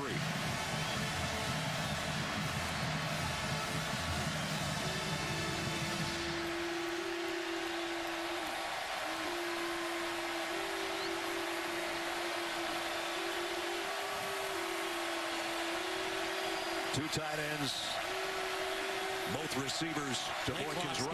They're not going to get the play off. Wants to throw, and now runs instead, and he is taken out of bounds by Hager. I don't think TCU got that play off. I thought it should have been a delay of game. And I hate, as an offense, when you let that clock go down, you try to rush the snap. It's a critical down, a critical play. I think you use a timeout there if you're TCU. They got away with it. It was right on the last second, but it was kind of a wasted play. And now it's third down. Last time they got it to third and goal, they had another pass interference penalty. And now TCU is going to talk things over. Don't want to waste an opportunity when you Had what you thought was a touchdown a little bit earlier, and now you still got a shot at one on a 3rd down and goal. I didn't try to see it. We did.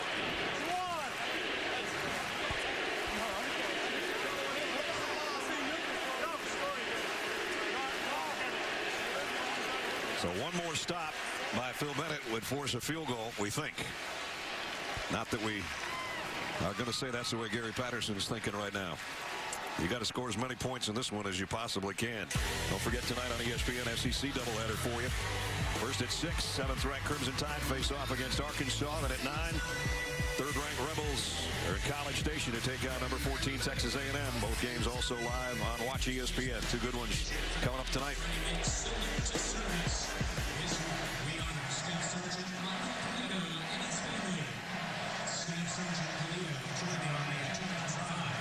TCU by 4 here in the 3rd quarter, and a 3rd down and goal at the 3-yard line upcoming.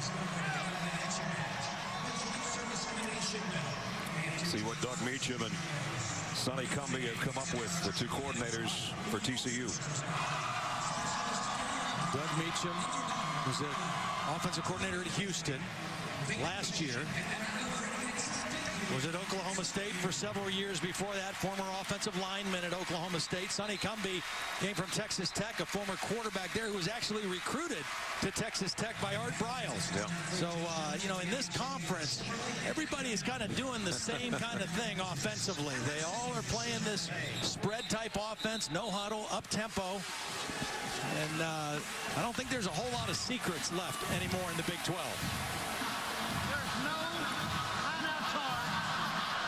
Let's see what secret the Horned Frogs came up with. 3rd down and goal. Did they just say there was no timeout charged to TCU? Huh. Little play clock issue, possibly.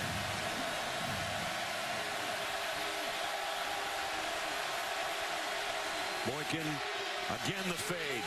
This one he overshot everybody, and there are no flags. Yeah. You know, when you throw that fade to the short side of the field, it's just not very much room. And that time, Boykin just too much strength on the throw, and it wasn't even catchable. Wasn't even a position for Dotson to make a play on the ball. So a great stop for the Baylor defense. I said earlier, after that replay, they take away a touchdown. They had 1st and goal twice, and now they're going to have to settle for a field goal. Not what they were looking for. And again, the difference in this Baylor team the last year and a half is the way their defense has come alive. Overcrown, kind of a wicked angle, but the kick is up from 20 yards and good. Kick is good. So again, it's back to a touchdown lead. TCU 34-27. ESPN College Football on ABC. Brought to you by Goodyear. Tires chosen by experts for superior performance. Goodyear, more driven. And Dr. Pepper, always one of a kind. Some Dr. Pepper floats. That looks good. Yeah. So a 20-yard field goal has stretched the lead back to 34-27 TCU.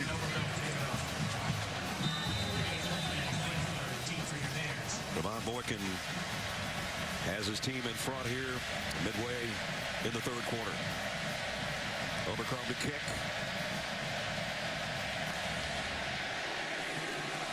Corey Coleman will field this one about a yard deep. And he's coming at you. Cut down as he got out around the 30-yard line. Well, you got to really credit Phil Bennett's defense on that last possession. After the turnover, the interception, the apparent touchdown, they hold serve, really, even though they give up the field goal, to keep this as a 1-score game, a touchdown difference. That was a huge defensive possession for Baylor. First down at the 31 for the Bears. About a 2-yard, 3-yard pickup for Shock Linwood. James McFarland in on the stop. Not a lot of big gains on the ground by either team. No, both defenses really contesting the running game. Petty, play action, plenty of time. Completes it out to the 45 and across midfield goes Goodley. Pickup of 18. You know, again, you see the strength of Goodley, 220 pounds. And the cornerback, Kevin White, kind of had his hands on him, but he's too big to even alter in the route and able to make the catch. Baylor back in TCU territory and going to take a shot. Incomplete. Double coverage back there on Goodley. Kevin White was the closest man to the football. There you see the size of Goodley that Todd's talking about. Built more like a running back than a wide receiver.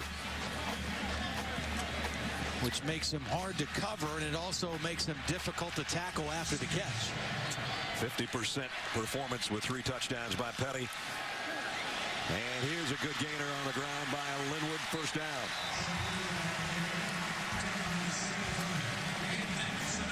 About the best run that Linwood's had today.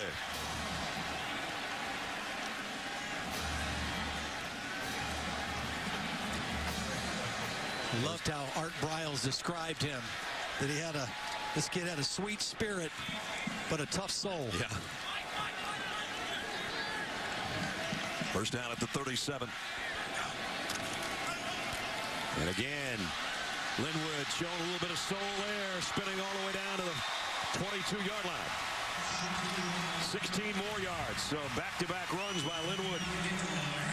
And Baylor's down close to the red zone again. Nice job by the right tackle, Troy Baker. They run that little power play where they block down and pull the backside tackle. And this time Linwood takes himself down. Still got about 4 out of it, and he needs a breather. But see, the beauty of it for Baylor, if you run a few plays with some success, then that sets up their play action that looks just like the run because the line blocks run. Petty, quick throw. Only about a 2-yard gain by Clay Fuller on the receiving end of that one. And again, Kevin White made the tackle. Yeah, and that was Goodley's fault. You know, the other receiver that's out there, that's his responsibility to block the first guy. And Kevin White read it quickly and kind of surprised Goodley. I think this is 2-down territory for Baylor. Trailing by a touchdown. 3rd down at 4. Have to get to the 12-yard line for the first down.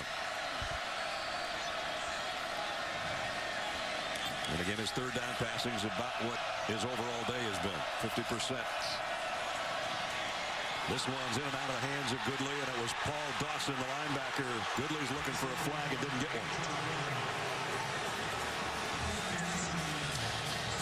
Now we'll see if it's 4-down territory. Looks like it. 4th down and 4. A lot of times they like to throw quickly to Norwood, who's in the slot at the top, number 42, on these short 4th down plays. They could throw it to him right now. They're going to keep it on the ground, and they got it. Needed 4, they got almost 6. Chafin with a first down run. Boy, nice job blocking by the left tackle. Their main guy, Spencer Durango, pulled around, got the key block to secure that first down. They can get a first down inside the 1. Chafin again, and he's dragging guys down to the 6, close to the 5, in fact.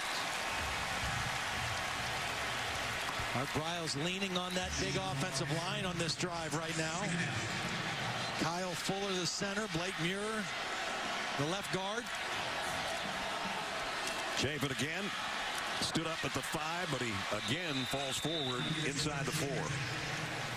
James McFarland and Marcus Mallett in on the tackle. Big 3rd down, biggest of the day for Baylor and for the TCU defense as well. You can see the yellow line, that's the first down marker, so they can get a first down at about the 2-foot line. 12th play of the drive. And this time Petty keeps it and then lobs it to nobody. Yep, he had it. He just wasn't able to make an accurate throw. That's one of those deals where it's a zone read, but instead of it being a quarterback keep, it's a quarterback pass if that cornerback comes up. And Bryce Petty knows he let one get away there because the corner came up to stop the quarterback run. He had Goodley standing by himself in the end zone, but he just threw it over his head. And they want the sure 3 here. Not going to go on another 4th down. They'll bring out Chris Callahan. 2 for 2 today. 22 and 29. This will be a 20-yard attempt.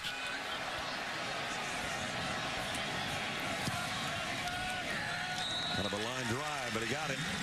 And it cuts the lead to 4 with 5:23 to go, third quarter.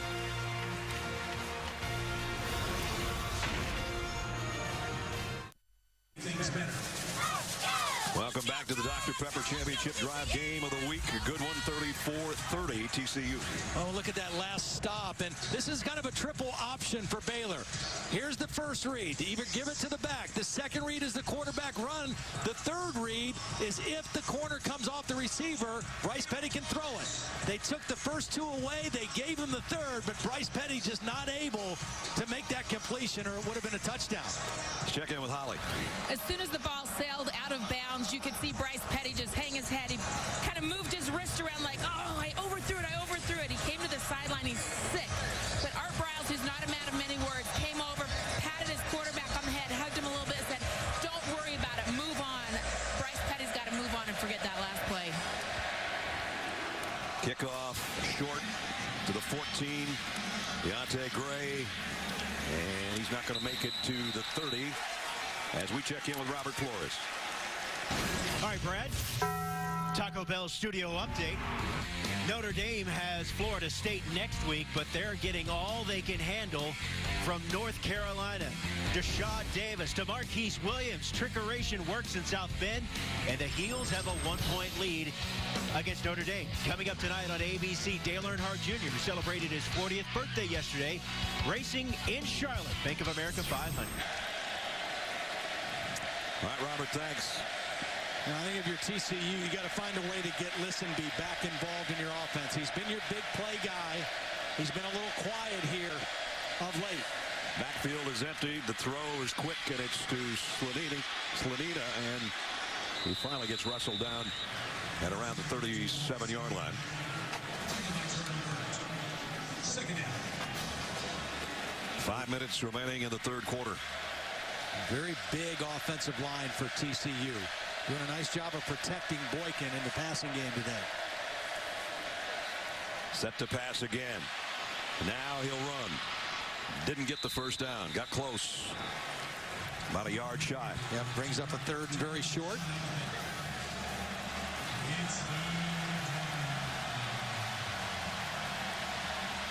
Two-back formation on this third down and short. Aaron Green in there with Catalan.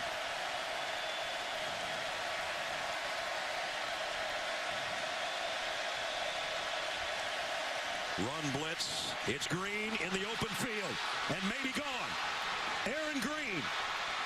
And the ball comes out at the 10. Scooped up by Dotson.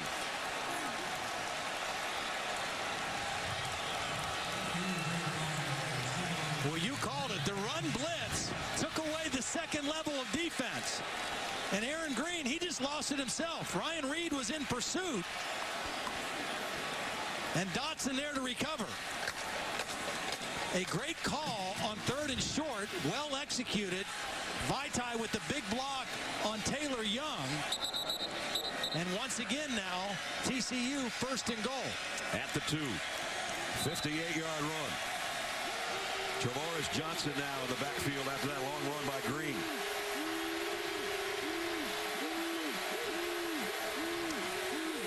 Gets the handle and gets the touchdown.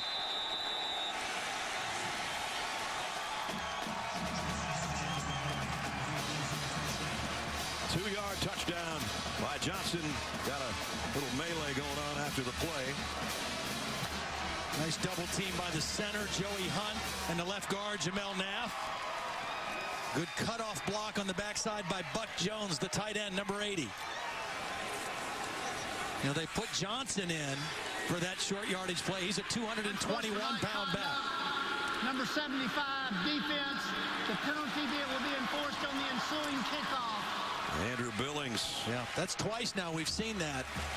A penalty against Baylor's defense that was enforced on the ensuing kickoff.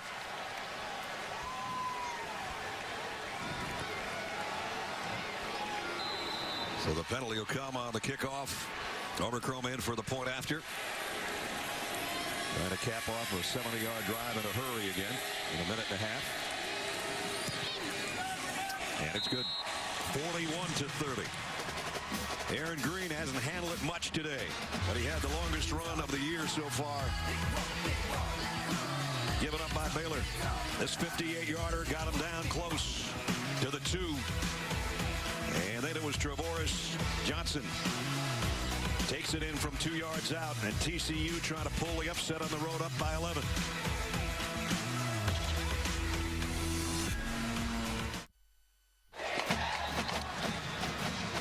(41-30) TCU. And now Baylor's going to have to answer on this drive, down 2 scores here. And again, the kickoff's going to come from midfield. Billings with that unsportsmanlike, he can't afford to get another one, or he will be sitting out the rest of the game.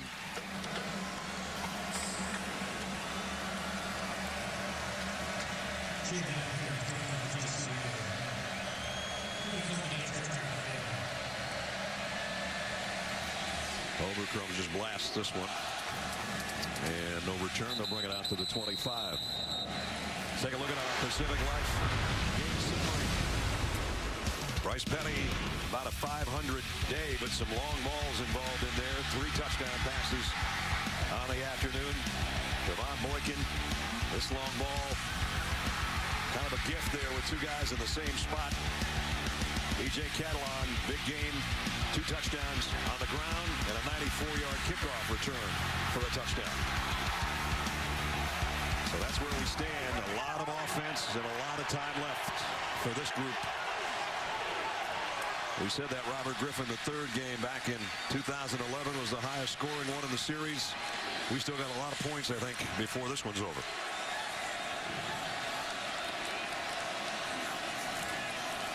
Petty, the quick throw, that one's batted down. Tuaua has had a good game today, had a sack earlier. Read the quarterback's eyes, timed it.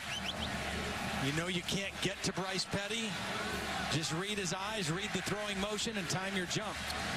Bryce has had kind of a tough 3rd quarter. He's 2 out of 7 this half so far. That can all change with a couple big plays, though. Yep. That time he got the pass complete to Cannon, who's run out of bounds, but only about a 3-yard gain, and it'll bring up 3rd down. I think they need to try to go to some kind of a double move. Maybe not on this 3rd down play, but if they convert here, TCU very aggressive on defense. They jump on those first moves. They might spring a big one off a double move if they go to it. 770 yards now. There's the long ball, and through the hands of Coleman. Maybe getting a hand on it was O'Mealy. Yeah, really nice play by O'Mealy. He's underneath coverage. Watch him get in the hip pocket, read the ball, and get that hand in there in front of the reception. Really well played. So that one could have been a big hitter, but a nice play defensively will force a punt. 5th 3 and out by Baylor today. They don't have a lot of those usually. Credit TCU's defense.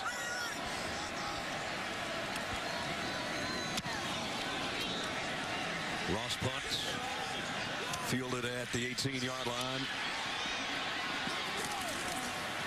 And Eccles-Looper with a return of about 10 yards, 54-yard kick. Devon Boykin, good day for him. Well, coming into the ball game, he was 2nd in the Big 12, averaging 359 yards of total offense a game. Had the big game last week in the win over Oklahoma. Maybe not the same kind of numbers today, but he has taken advantage of some opportunities, and on the road has played a very strong ball game, and he's taking care of the football, which is critical to win on the road in conference. Baylor's defense got to get a stop here, because TCU gets any more kind of points, and it's going to be hard to catch up even if you're Baylor. Boykin going to heave it long. Double coverage, caught anyway by Listenby. Todd said they had to get him involved. I don't know if thrown into double coverage is what they had planned, but it's 45 yards. You give the guy a chance. Even though it's great coverage, it's one of those no. Oh, my guy made a great play. Okay. Boykin on first down once more. Goes outside, complete near the 20. To Dotson again. And those two plays show you what this pass game is made of. It's Listenby on the big throws down the field. It's Dotson on the route running, the possession type throws. And then the speed guy on the inside is Gray, number 20. Comes a blitz. Boykin gets rid of it in a hurry and incomplete.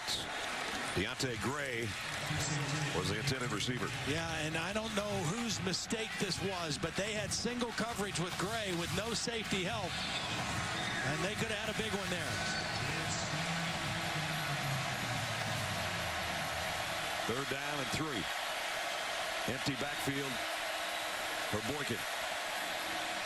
Gonna throw that same fade to the corner and incomplete. Played pretty well by Ryan Reed. And it's fourth down. Well, again, Baylor's defense comes up with a big stop. A little bit underthrown on that ball. Ryan Reed in great position.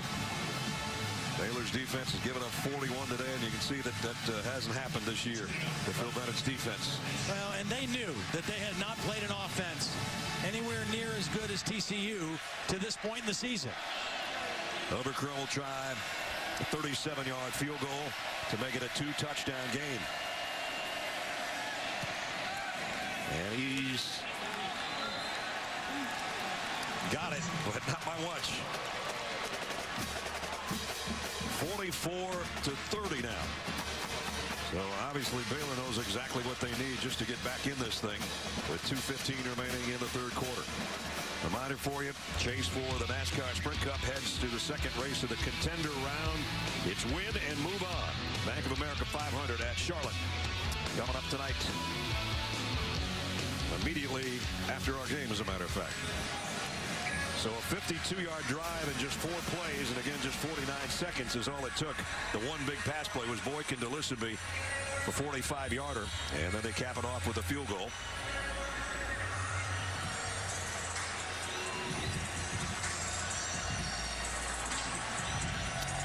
Baylor's fans hoping that their high-powered offense, #1 scoring offense in the country, can find a way to get to their usual 51 points a game.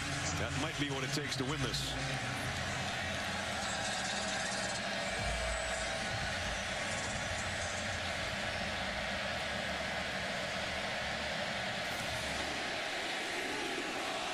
Kick will go to Coleman, about a yard deep. Corey Coleman, he's got a little bit of an avenue. Oh, man, did he get tagged when he got to the 30-yard line, though. Well, Baylor's offense has had some opportunities for some big plays, and most of the time it's occurred when they've gotten the safeties to react to the run fake. That's opened up single coverage opportunities downfield for Bryce Petty. They're going to have to gain some ground here in the second half. Here again, you got the 3 receivers set, and watch the deeper coverage react and leave somebody single running down the field, and Bryce Petty making the right decision.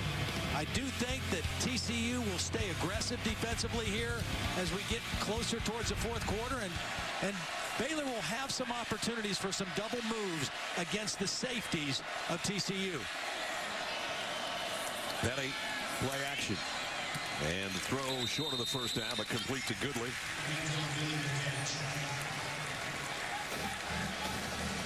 And again, they'll line up in a hurry on second down and short. They had led every minute of every game, and they have not led in this game so far. But in no way an insurmountable lead for Baylor. I mean, they're fine offensively. Get a first down conversion on the run there, out near midfield. A lot of options for Bryce Petty here. First down at the 41. Again, off play action, completes it again to Goodley, and he got 8 or 9. See, now Baylor tried to run a double move that time with KD Cannon, but Bryce Petty made the right decision because they covered Cannon, but they left Goodley open. First down run by Linwood into TCU territory. That's another Baylor.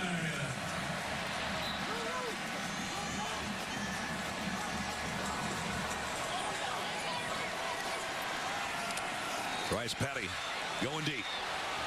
Man's there. Through his hands. Should have probably had a cannon. Went right through his hands, and it would have been a touchdown. Well, it was the double move. He shows post, and then he breaks it out straight. And it was a good throw by Petty. Away from the defender. Cannon just not able to bring it in. Tough catch it would have been after you see it the second time, but still catchable. Second down and 10 at the 48. Coleman trying to stiff on the defender, and he gets upended at the line of scrimmage. Yeah, great defense that time. First it was Sam Carter, maintained leverage, forced him outside, and they made Coleman run all the way to the sideline to gain 1 yard. That's where Kevin White dropped him. Third down and 9. 3 out of 14 on third down conversions today is all for the Bears.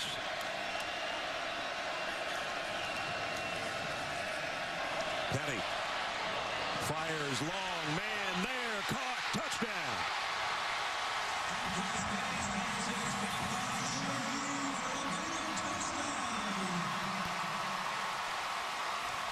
Fourth touchdown pass of the day for Petty. A beautiful strike to Jay Lee. Well, credit the protection, too. Outstanding time for Bryce Petty to read that and let that play develop.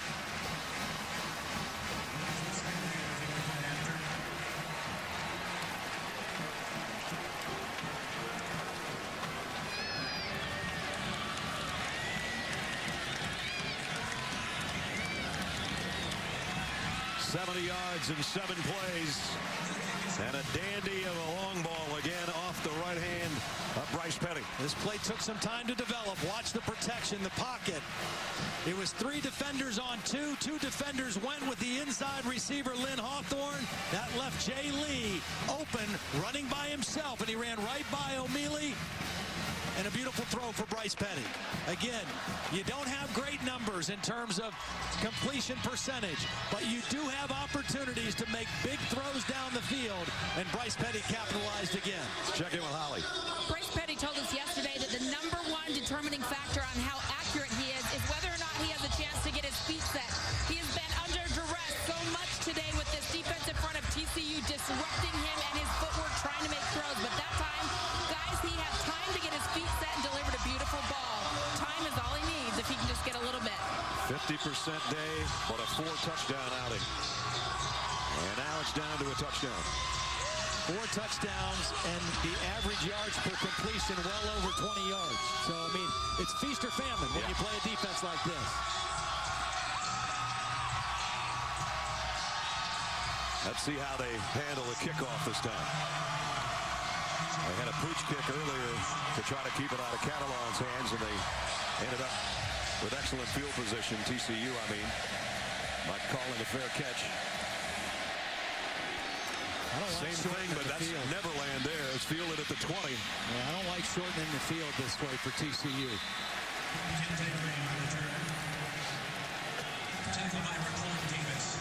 31 seconds remaining in the quarter. The way this thing's been going, Trevon Boykin might come out here and throw one about 60 yards on first down.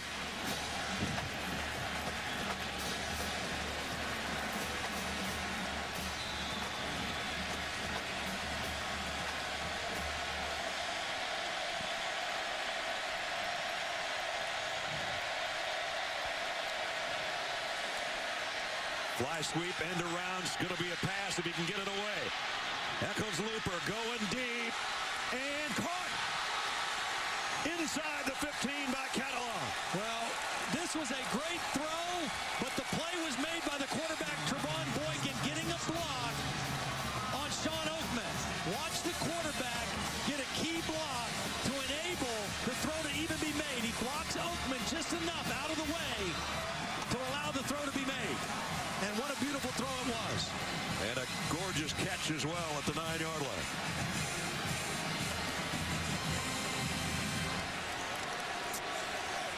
As the quarter is going to wind down.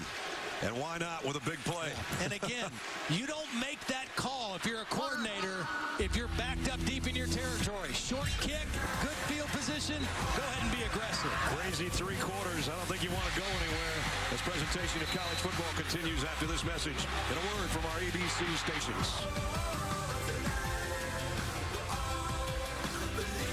Thanks to the Brazos.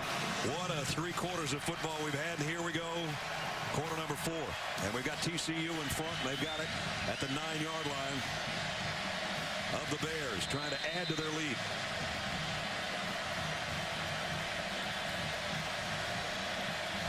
First and goal.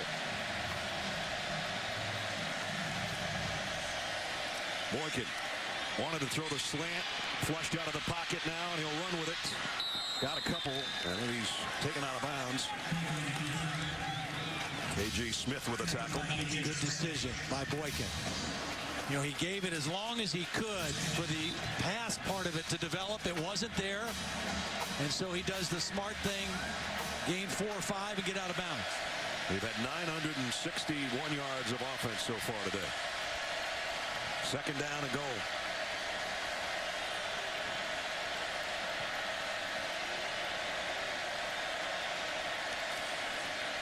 Straight up the middle, and again, untouched this time, Aaron Green for the score.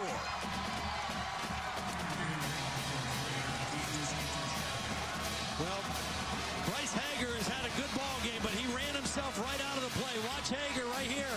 Just ran right outside the run. The motion took one guy out, and Hager took himself out in the course that he took to the backfield. And another easy run touchdown for TCU. And another short scoring drive in terms of time of possession. 1 minute and 6 seconds. Overcrome to try to make it 51-37. Does. And again, a 2-touchdown difference. Baylor's going to have to fight back again. First it was the long pass play that got him down. Close. Green took it 6 yards. Horned Frogs 51-37. Welcome to ESPN College Football on ABC.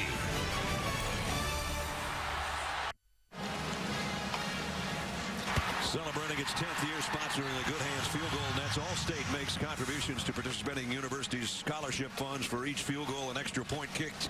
We've had a lot of both today. Since 2005, Allstate's contributed more than $3.4 million in scholarship funds.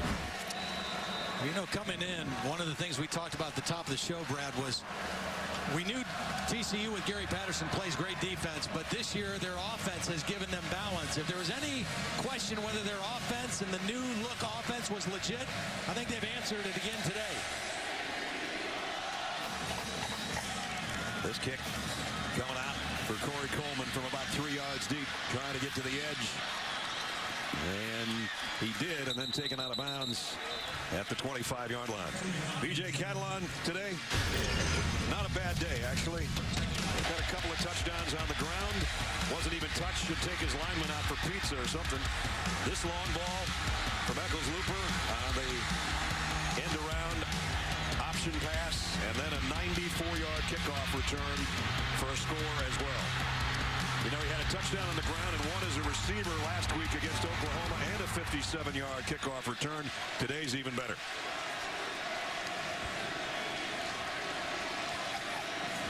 Bryce Petty knows what he's up against now.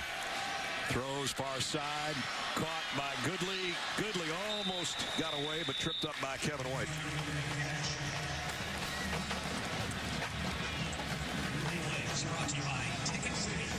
And now it's not any big secret that Baylor's got to throw and throw and throw some more. Well, the good thing for them is they're built for it. Yep. You know, their line is used to pass protecting.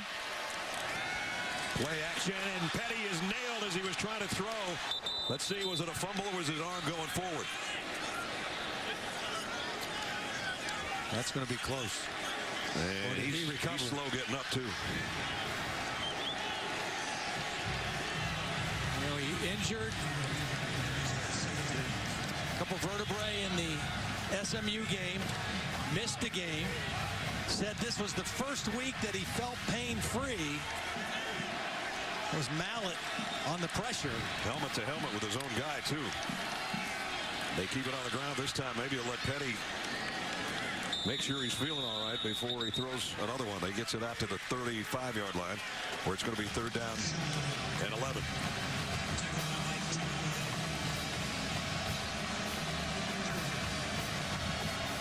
Four sacks today.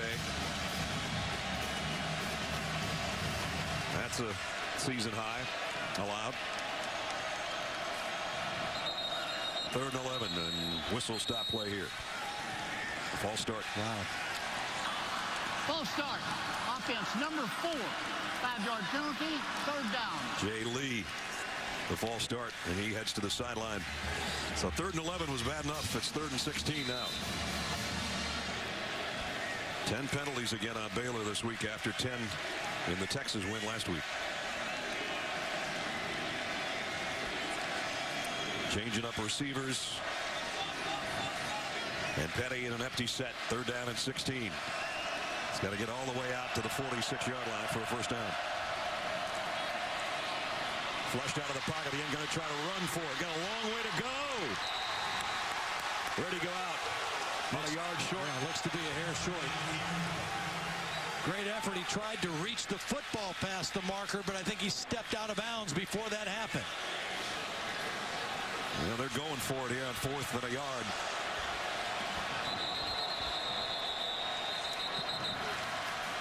The previous play is under review. They're going to make sure of the spot here. Yeah.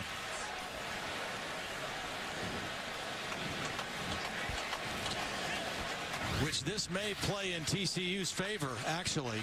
See, he's trying to reach the ball past the marker, but I think he stepped out of bounds before the ball crossed the plane. Very close, though, and a tremendous effort by Bryce Petty. Knew what he needed, knew exactly where the mark was. I think they got it about right. I think it's in a pretty good spot.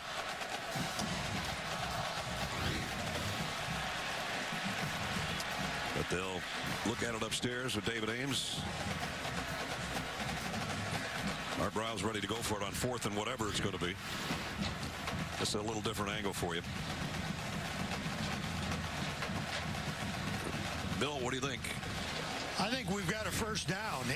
When he jumped from inbounds and crossed. After review, the previous play is confirmed. Interesting, because as he jumped and crossed, it looked like he had extended the ball and crossed the sideline at a spot beyond the line of game. But those are the hardest ones for replay because you don't have that view right there. Exactly. And the reason I thought the replay and the time delay helps TCU is it allowed them to get their defense set on this 4th and short. If they were going on a hurry-up play, they might not have been in position for this short yardage play on 4th down. As it is, they're ready to go. We're approaching the 12-minute mark in the 4th quarter. Biggest play of the day for the Bears, 4th and 1. And he got it. Linwood by inches. Well, I'll tell you, Paul Dawson timed his jump, came flying over the top, and if he would have been about 3 inches to the left, he would have stopped that play short of the 1st down, but he missed him by about 3 inches. So 1st down at the 46. Petty play action. Got hammered as he threw, and it's incomplete. Both linebackers, Dawson and Mallett both. They're met at the quarterback. Well, if Bryce said that he felt the best he's felt all season long, he's not going to feel that way tomorrow morning, I don't think. See, what the linebackers are doing is they're not blitzing right away. They're allowing the offensive line to get engaged and then coming a little bit late, and they get a free run right at the quarterback from the inside. 2nd down and 10. Petty waits and almost waited too long, and he still threw a strike to Cannon. Now it was incomplete. Bounce. Okay. Yep. Again, Petty was under duress. He was throwing that ball backing up, so he didn't have a lot on it. Chucky Hunter, number 96, was the guy applying the pressure. And there you see the ball came out.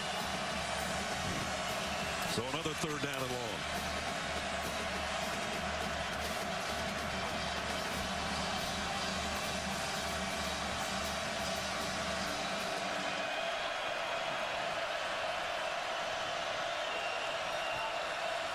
Needs 10 and throws an interception.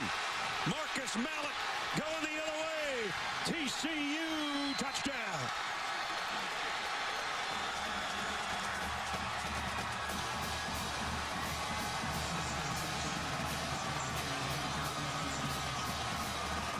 This is just a beautiful play by Marcus Mallett. Last week it was Paul Dawson doing the same thing.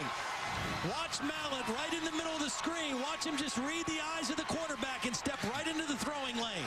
Bryce Petty didn't know he was there. He was looking at his receiver only. Mallett read his eyes, slipped in front, and scored a touchdown. A flag down with the extra point upcoming.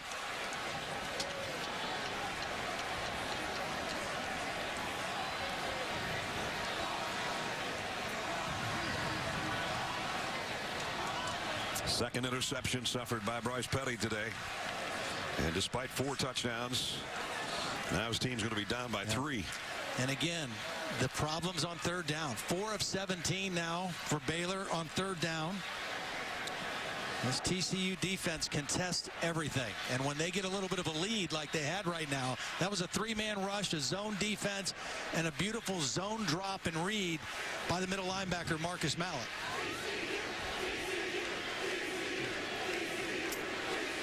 Conversation is going on with Art Briles before we get the call on the penalty. The result of the play is a touchdown. After the play, 2 unsportsmanlike conduct fouls. Number 1 on the scoring team, number 17 on the scoring team. Both of those fouls, being dead ball fouls, will be enforced on the ensuing kickoff. It was a 30-yard penalty. 30 yards worth. Carter and Hackett both with unsportsmanlike conduct penalties. Meanwhile, the extra points upcoming. And it's going to be a 3-touchdown deficit that Baylor's got to make up. And Bryce Petty looks shell-shocked on the sideline. Those shots we just saw. Yeah. And he looks like, what just happened?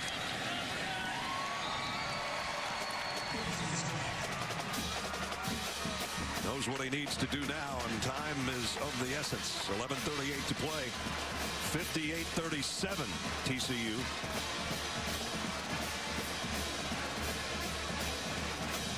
TCU trying to go to 5-0 and pull off another top 5 upset like we had so many of last week.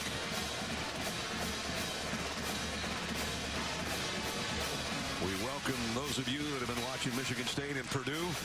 Here it's 9th-ranked TCU with a 3-touchdown lead on number 5 Baylor. The wackiness of last Saturday is seeping right into Waco right now.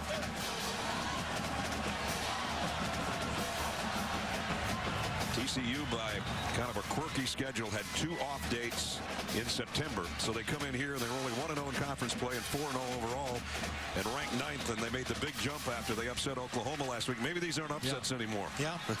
Well, I'm impressed with TCU. I mean, I knew they could play defense. They had 9 starters back from a good defense of a year ago.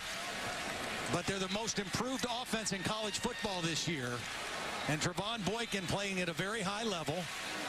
This is a team, their 3rd year in the Big 12, is wanting to be recognized, and the change in their offense is the key to the team. They've done it just about every way they can today. 5 touchdowns with their offense, 1 with their defense that you just saw, the interception return, and then a 94-yard kickoff return. So the special teams, the defense, offense, everybody's scoring. Kickoff comes from the 10. It's going to give Baylor great field position once they field this. They'll be at midfield or better. It'll be better. 45, almost a 44-yard line.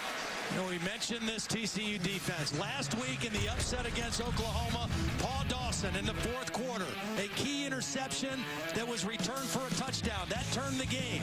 And then just moments ago, the other linebacker, Marcus Mallett, with a 4th quarter interception, returned for a touchdown to possibly put this game out of reach for the Horned Frogs. Offense and defense, TCU, they're for real. Pretty good day for Mallett. A sack, a forced fumble, and a touchdown on the pick. On the ground is Linwood, picked up 3. Going to be down around the 11-minute mark on the next snap. And it's a good thing Baylor goes fast because they're going to need every second they can muster here.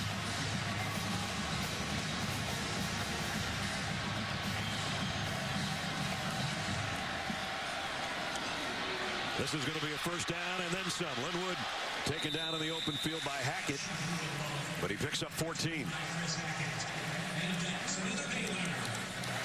Those kind of runs are at least going to keep him honest on the play fake.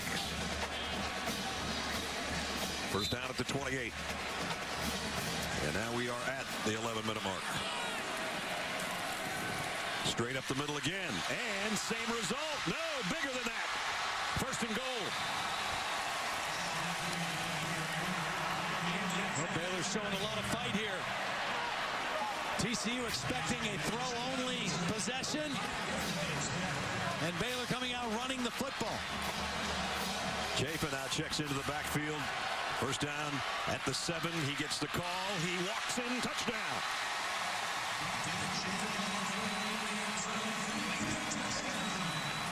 Seven-yard touchdown run by Devin Chafin.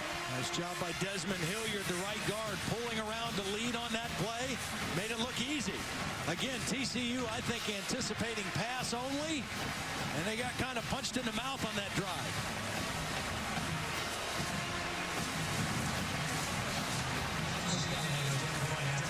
Trying to get it back to 2 touchdowns. Callahan's extra points. Up and good. Well, when they needed some shock value, they got it from Shock Linwood. And then Chafin did the rest from 7 yards out. 58-44.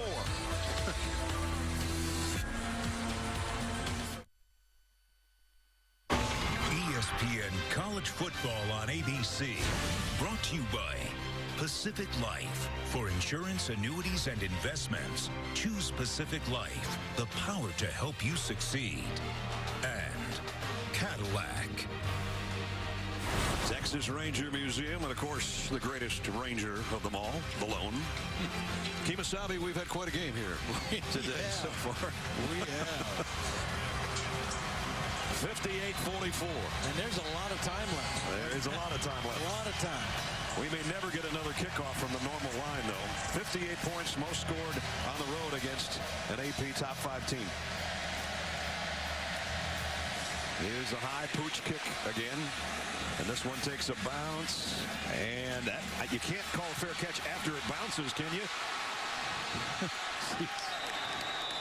Deontay Gray, he called a fair catch after it. I don't know. This one's got to come back, doesn't it?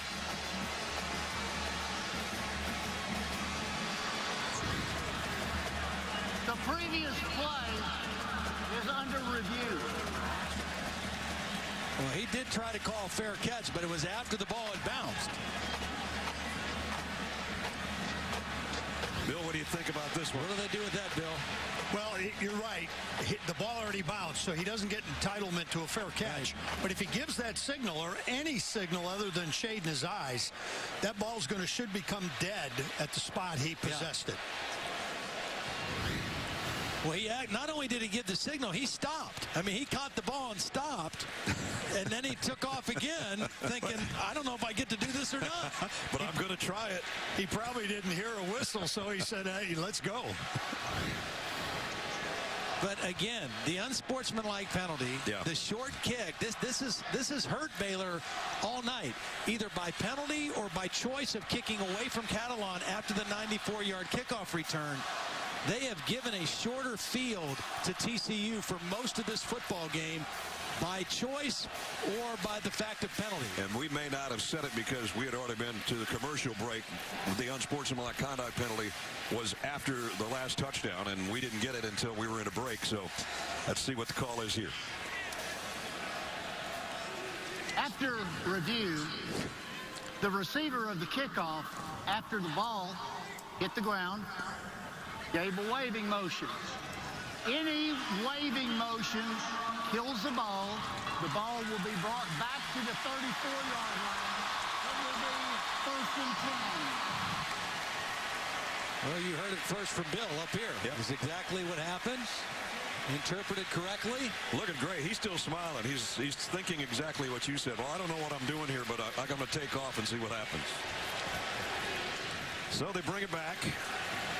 We've had just about everything you can possibly have in a football game today. We've had over 1,000 yards of offense, over 100 points, and as Todd said, 10 and a half minutes to go. So that cost him about 31 yards, but we knew that one was coming back. 10:36 on the game clock. 10:36. If Baylor could come up with a turnover of their own, we'd really be in for a whale of a finish. Well, I think Baylor, with this much time, they've got to be really sound on defense. They've had some problems today. They've given up a lot of plays. They've given up 58 points. They can't afford to be too overly aggressive trying to force the action right here and give up another big, easy scoring play. Kyle Hicks in the backfield with Boykin.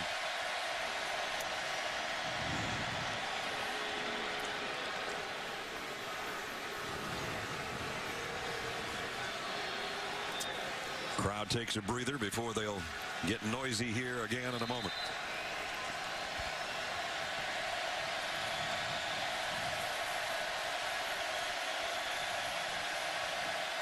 Boykin gonna heave one long. Almost picked off. That would have been the turnover Baylor was looking for. Ryan Reed had a better play on the ball than Porter did. Ryan Reed's played a pretty good ball game. Even though their defense has given up a lot of points, he's made a lot of plays on the football because TCU has tried to throw it downfield all day. And Ryan Reed has been, for the most part, up for the challenge. Second down at 10.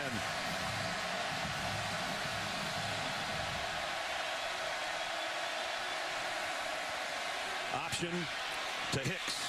Hicks with a stiff arm. Nice run. Run out of bounds in front of the Baylor bench. Picked up about 4.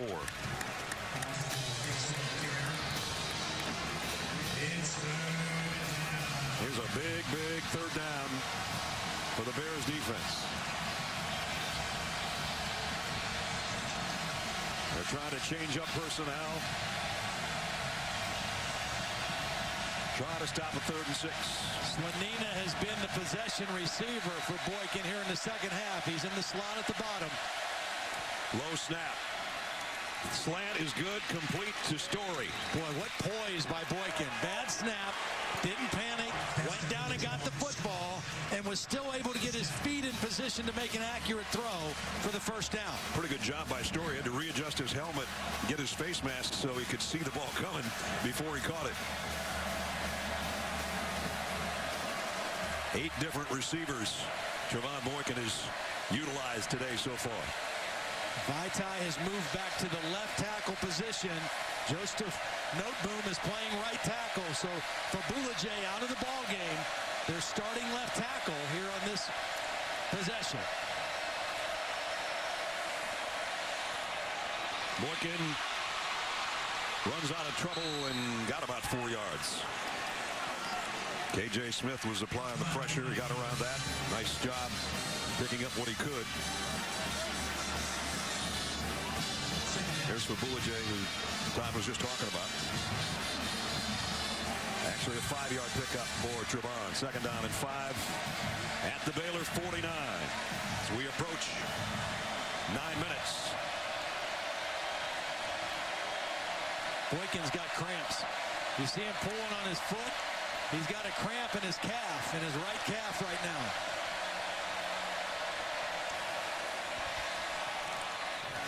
Pass is batted down. Taylor Young got a hand on it.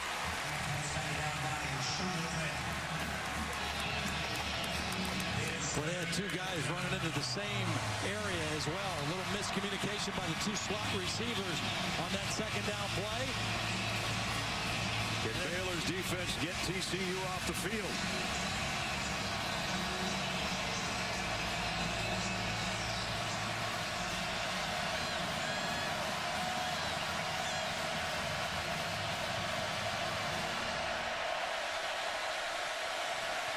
Option.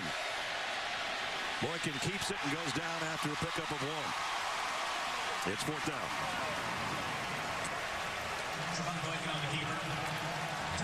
Good stop by the Baylor defense.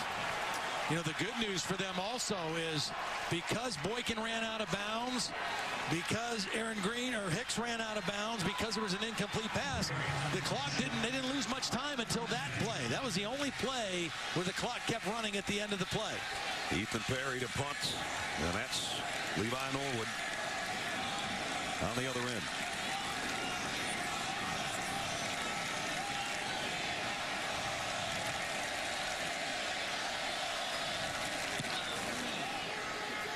Fair catch taken inside the 10 at about the 8-yard line. 8:02 remaining. Baylor's got it back, but they're 2 touchdowns back.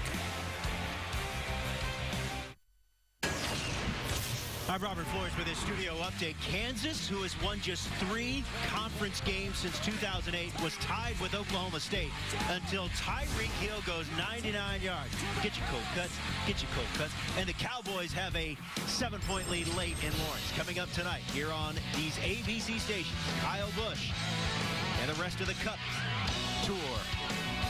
Racing in Charlotte, Bank of America 500. Brad, back to you. All right, Robert. Baylor 92 yards away from trying to make it a 1-touchdown game, and there's going to be pass interference and maybe a horse collar on top of it on Kevin White. Yeah, not a very smart penalty because that ball was probably not going to be caught. It looked like it was going to be an overthrown pass. Kevin White with an obvious penalty.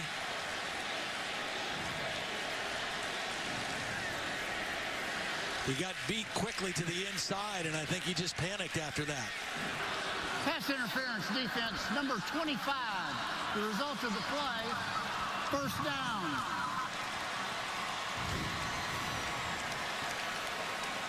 He's beat right now and grabbed with the right hand and tried to reach for the ball with the left hand. Right now, if you're TCU, you just want to make the clock run and try to keep the ball in front of you. Don't give up something over your head. Petty, wide open receiver, nobody around Corey Coleman. Coleman's got a first down. Steps out of bounds at the 40. Smart move by Coleman. Get what you can get out of bounds. Save your timeouts. Save as much clock as you can. Picked up 18 yards. They moved the sticks with 7:49 to play. And now Petty with a quick throw again to Coleman. Coleman almost got away and still got 9, not quite enough for a first down.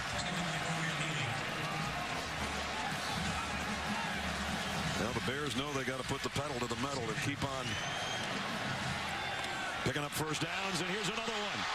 Linwood, shock to the 30.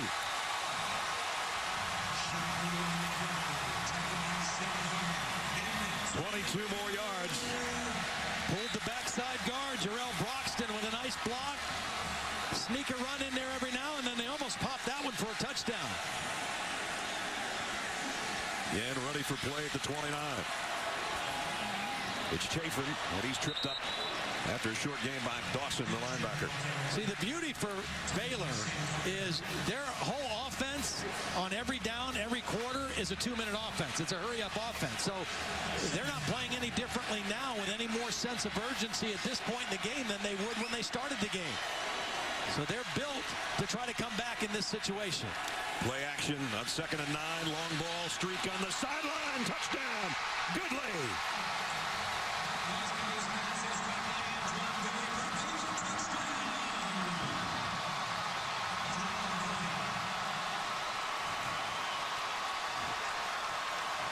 That'll be an interference call. It'll be declined. It'll be a touchdown of 28 yards.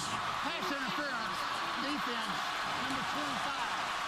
That penalty is declined. The result of the play. Well, they picked on Kevin White this drive. They got the interference earlier. This time, this is a perfect throw by Bryce Petty. Right over the outside shoulder. Goodley goes up and high points the catch. And again, with a 220-pound receiver, that contact by a cornerback does nothing to disrupt his route or his concentration on the football. A one-score game.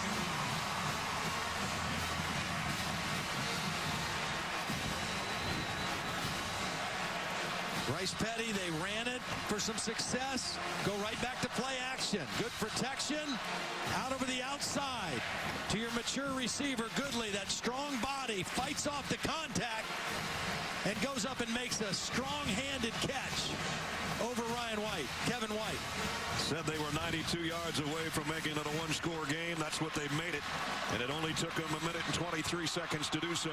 Career-high game for Bryce Petty, who's thrown 2 interceptions, but now 451 and 5 touchdowns.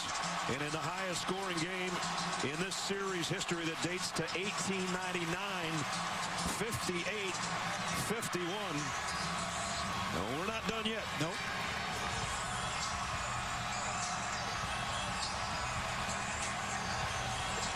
And whereas the last possession for TCU, they might have been able to think, let's eat some clock.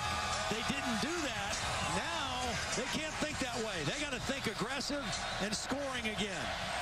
Again, pooch kick. This one, diving catch at the 35-yard line. I don't get it. I just don't get it.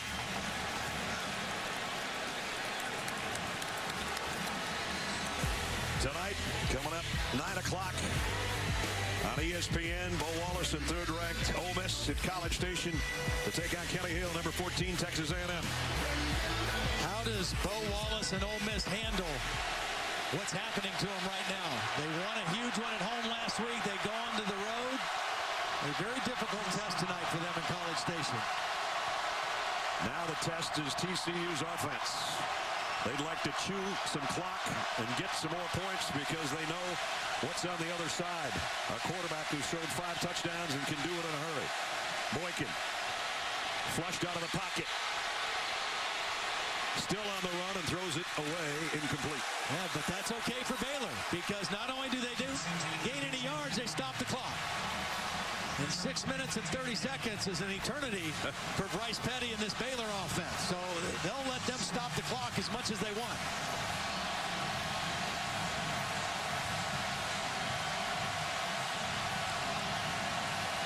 Second down and 10 at the 34.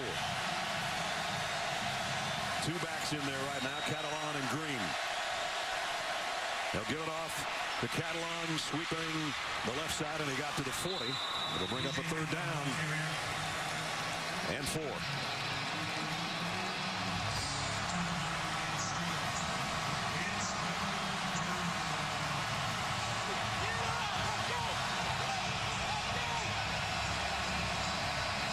Fans don't need much urging, but they're getting it from the Baylor sideline.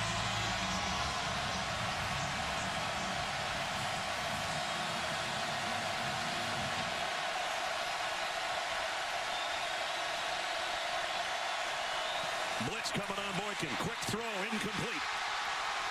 Baylor's going to get it back.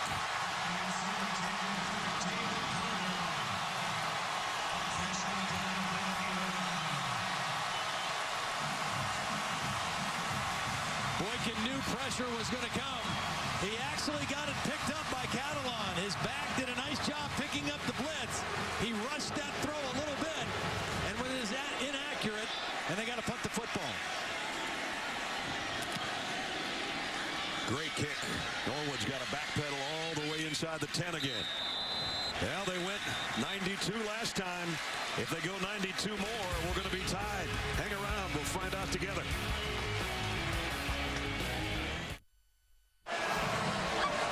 Welcome back to the Dr. Pepper Championship Drive game of the week. It's been a dandy. Right now, Baylor needs another championship drive of their own to tie this thing up. The TCU only was able to eat up 58 seconds of clock on that last offensive possession. So Bryce Petty takes over, 5 minutes and 41 seconds left. We talked about strength on strength. Baylor offense, TCU defense. Petty fires deep down the middle. Got it. Flags down. Cannon with the catch. Cannon with the catch. Flag in the area where you might expect holding on Baylor. Nope. Maybe an illegal hands to the face on TCU in that same area. Personal fouls. Defense. Number 96. Hands to the face. 15 yards will be added to the end of the play. 1st and 10. Wow, that's a big play.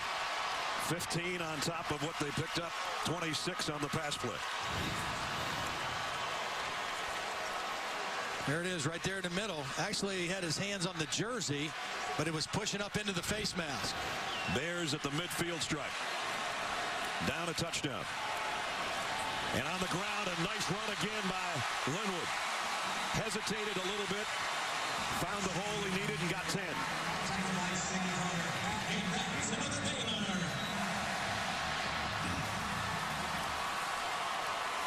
Petty, quick throw out in the flat to Cannon. Cannon's got about 8 more. Strength versus strength. Baylor offense, TCU defense. Art Briles, chess match against Gary Patterson. Who has the upper hand here at this point in the game? Baylor right now on the march. Second down and 2. And it's Linwood again, getting to the second level before he's dragged down by Sam Carter. And another first down and a fired up running back right now. They keep pulling that backside guard. It's a power run. They throw, then they sneak that little power in. And they've gotten good success running the football here in the fourth quarter. I said earlier Baylor might run 100 plays. That was number 100. Here's 101. Touchdown!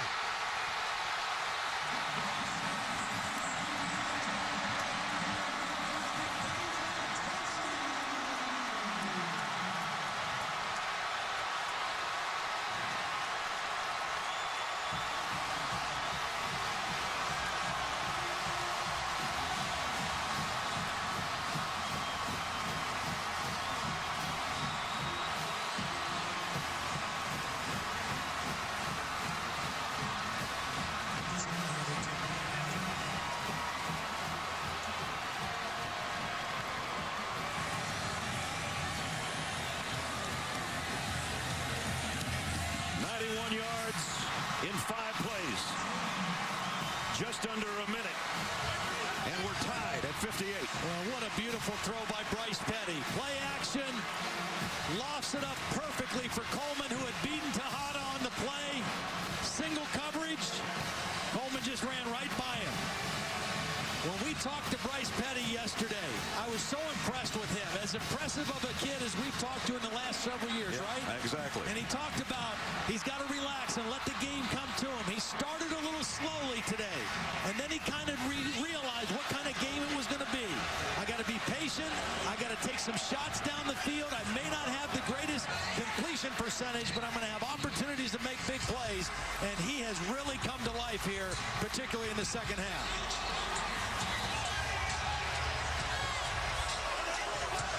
I almost wish I was down there with those guys. Yeah. Wow, what a ball game. Baylor 21 unanswered points in the last 5 minutes and 57 seconds. And was that back-to-back 92-yard drives? 92 and 91. Jeez. One took a minute 23, one took 59 seconds.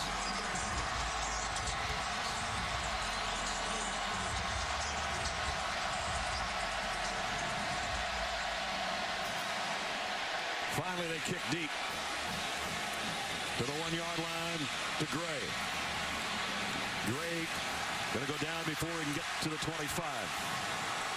Well, I guess he got to the 25, and we check in with Robert Flores.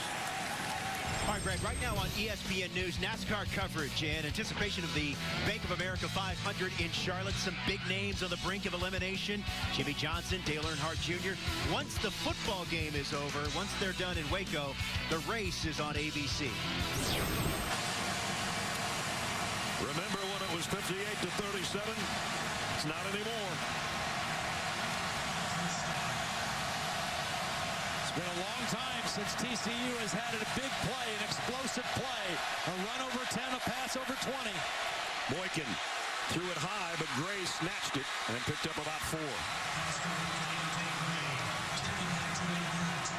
They've had 5 of each in the ball game. Runs of 10 or more, passes of 20 or more. Baylor's had 17 explosive plays. That's why they're right back tied in the football game. Second down and 6 at the 30. Boykin hands it off. Catalan on the sweep, and he got the first down. Good hard-nosed run. At the end, he tipped that shoulder and got the first down. And if you're TCU right now, the way Baylor has sliced up your defense 2 possessions in a row, you want to take some time on this drive. You want to score, but you don't want to leave Baylor and Bryce Petty with very much time at all. So that means you use the clock, and you also use your running game on this drive if you can. Time of possession virtually dead even today between these two. No gain on that one for Hicks. Billings, the first guy to meet him, along with Blackshear. You know, the thing that TCU needs to remember, and Boykin, is that even though it's tied, they've never trailed in this game. Right. You know, so the game is not out of hand for them right now. They just got to stick to what they've done when they had success offensively. As we approach the 3-minute mark again, off the left side goes Aaron Green. And now we got a huge third down upcoming.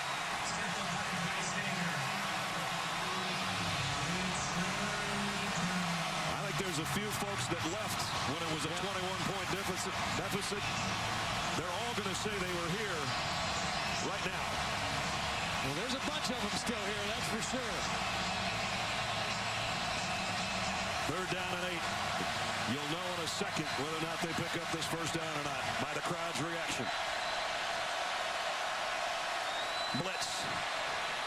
They do get it. Boykin with a perfect strike to Porter. What a big-time throw by Boykin. He knows he's going to get hit. The pressure comes right up through the inside. The worst place you want it to come if you're a quarterback. He stayed in there, stepped into the throw, and delivered a strike for the first down. A little confusion, I think, as to who they wanted in there personnel-wise. They come in with a couple of tight ends. 2 critical third down conversions on this drive so far. The run by Catalan and that throw right there by Boykin. Catalan's in there with Boykin in the backfield on first down at the 48. He'll get the handle. Only got about a yard and got drilled. Oakman and Young on the stop. We're under 2 minutes. Like I said, 2 third down conversions. The run by Catalan was a second down run.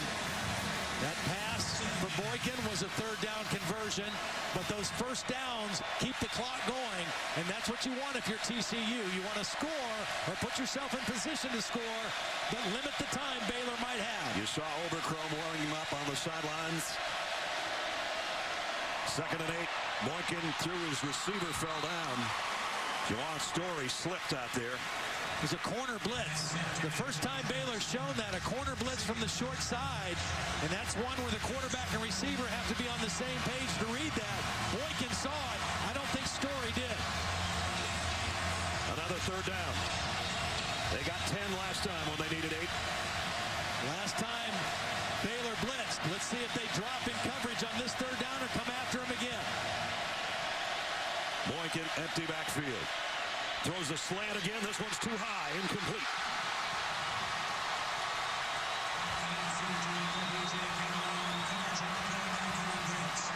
Fourth down. Colin Brent's on the coverage. He's had an active football game. He was a walk-on his first 4 years, was awarded a scholarship to start this season. His father was a highly successful high school coach in Plano, Texas.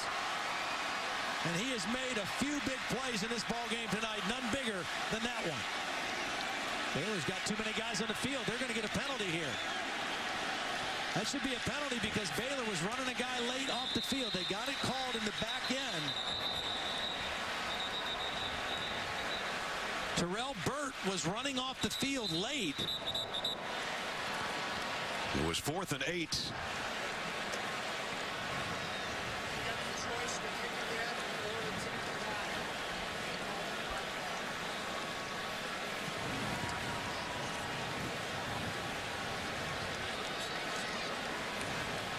So the officials or the conference going on.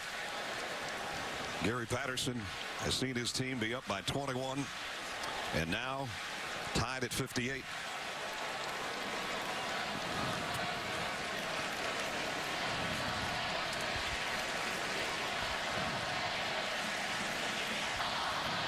Substitution infraction by the receiving team. The penalty will be enforced from the previous spot. 4th down. So it'll be 4th and 3 now. Gary Patterson wouldn't try to pull the trigger here on 4th and 3, would he? They need to get to the 42-yard line. Well, if I'm Baylor, I'm playing safe here. I mean, I'm playing safe punt return. I'm not going after the kicker. They're going for it. They're not going. They're not going to punt. They're going. I think Gary Patterson is saying, I don't think my defense can stop Baylor again, and especially if we go to overtime, I don't like our chances of stopping him. We have to try to win the football game here. Now he calls timeout. TCU, that's their first. So he's got timeout is 30 seconds. Extra half minute to think this over. Well, I don't know if he just wanted to see what kind of defensive look, if he could run a play against a, I don't know. We'll see. He's still got Boykin right there with him. Boykin talking to his offensive line.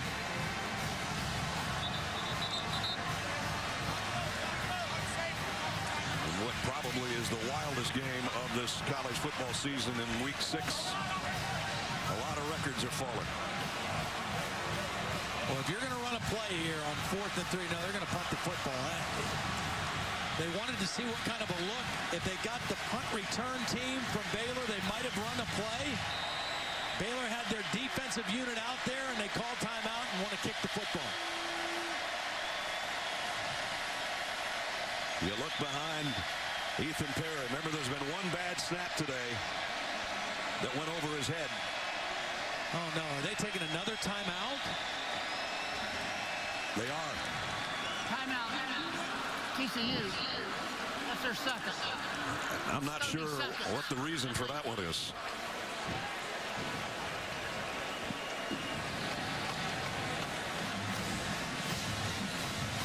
Bryce Petty just waiting on the sideline right now, waiting for one more chance. Is he going to get it or not? We're about ready to find out.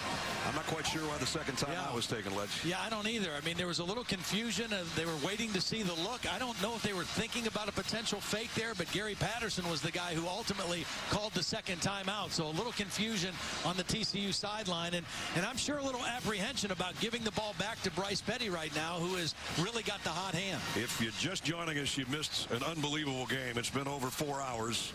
We've got a tie game at 58-58. And it seems like about 5 minutes ago of clock time, it was a 21-point lead for TCU. Right now, Baylor, who's about to get the football back, 753 yards of offense. And now they're going again. Unbelievable. I don't think Gary Patterson believes that his defense can win the game for him. He's going to put the ball in the hands of his quarterback, Trevon Boykin. And Boykin's all by himself in that backfield. 4th and 3. Boykin gonna loft one deep on the sideline, broken up. Baylor's gonna get it back.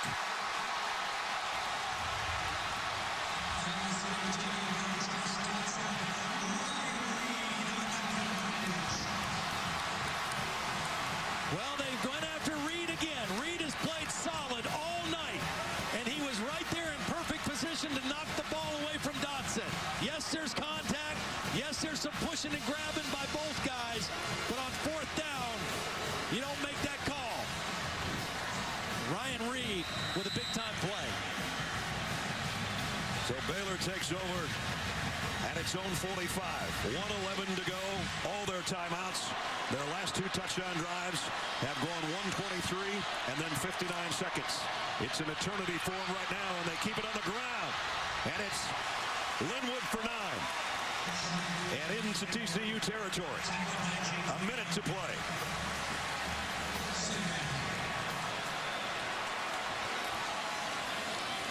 Linwood again got the first down by a couple. Clock stops while they move the chains. No need to use a timeout at this point. Callahan has done well today, but has not been asked to kick anything long. In fact, 29 is his longest of the year, and that was today. Petty going long.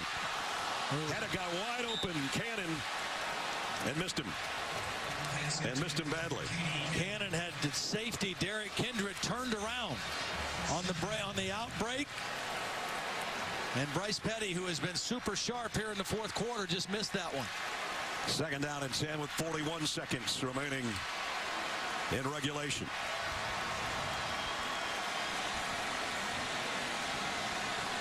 Petty's already thrown 6 touchdown passes today. Comes up firing and in and out of the hands of Coleman. And it's third down and 10. But this is 2-down territory. They don't have a long ball kicker. They got to get to the 33 for a first down. Third down and 10. Third down and 10. Coleman's out of the game. I would expect Goodley is the guy that Bryce Petty will try to get the ball to if he can, if the coverage allows him to. Goodley will be at the top of the screen, up here. Petty, play action. Pumps now, goes long. Man there, in and out of the hands of Norwood. And a flag down.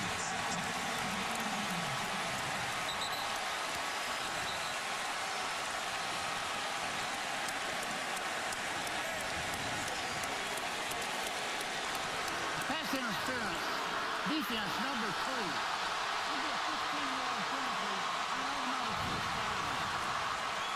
Got single coverage. Oh, you know what? I'm going to tell you what. I don't think that's any worse than the play on fourth down that we saw Ryan Reed not get called for. I don't think you make that call pass interference. I'm sorry. I do not agree with that call. Gave Baylor the first down they needed at the 28-yard line. TCU had a fourth down play. There was contact. There was pushing. Ryan Reed made a nice play. No penalty. Petty, he's thrown 6. Incomplete on that one. Never gave his receiver a chance. Jay Lee, as that one goes out of bounds. Down to 27 seconds. Again, Callahan is warming up.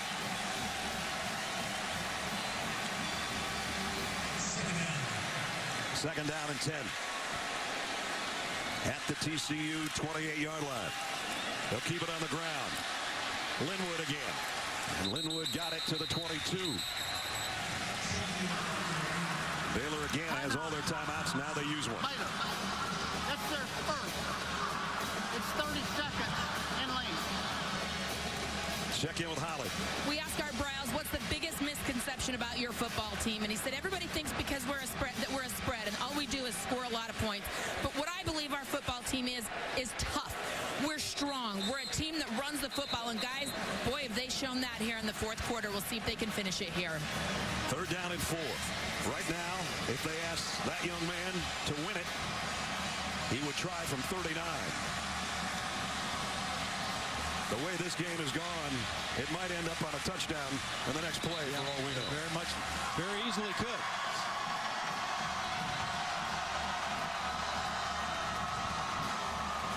You know, and the reason you might see Art Briles be aggressive here is because they're not going to lose the game on a missed kick or a bad pass. It's tied. You know, they're looking at it right now. Worst case scenario, we go to overtime at home, and our quarterback is hot. The only thing you don't want to do is take a sack or throw an interception. Third down and 4 for Bryce Petty. And they keep it on the ground. And it's a first down run by Linwood again. And he's still going. 19 seconds and a timeout.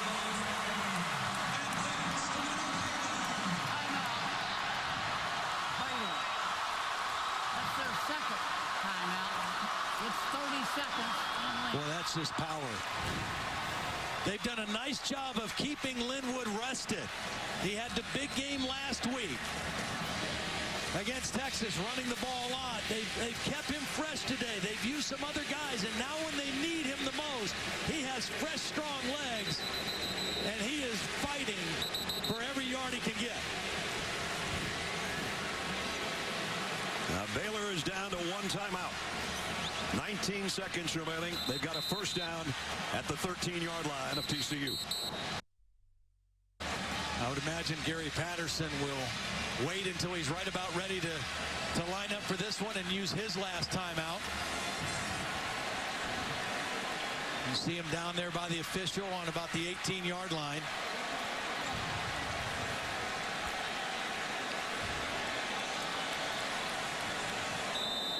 They spot it at the 18. And now the timeout. Timeout.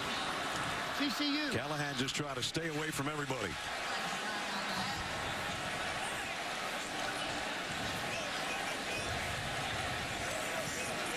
Bryce Petty cannot even watch.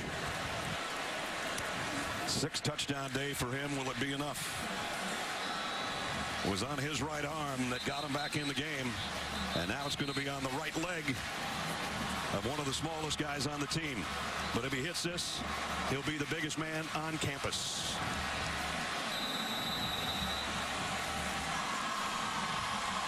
Chris Callahan from 28 for the most improbable of comebacks and the win.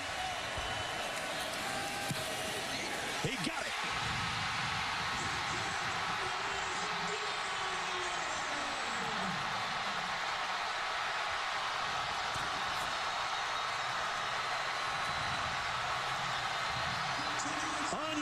Unbelievable.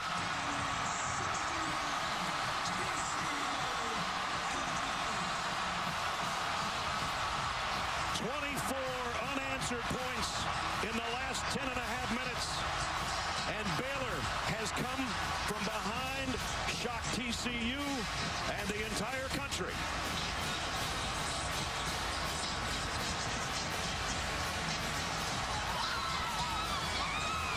Let the party on the Brazos begin. Holly Rowe. We're here with Coach Briles, who's congratulating some of the TCU kids. And Coach Briles, what gave you faith in your field goal kicker right there in that moment? You know, he's been good all day. You know, he's had a few troubles early, but he was good when it counted. Just a fabulous win for Baylor University. Our guys showed a lot of guts. I think we were down 21-4, came back and won the game. So it was a wonderful victory. Very, very honored, very proud. How did you approach that comeback? Down 3 touchdowns. How were you methodical about those drives? You know, you got to keep answering, you know, and our guys have always had a lot of confidence in what we do. Made some stops on defense when we needed it. Made a play on the special teams. Good win for Baylor. You said people think Baylor just scores a lot of points, but what kind of toughness did this show about your group tonight?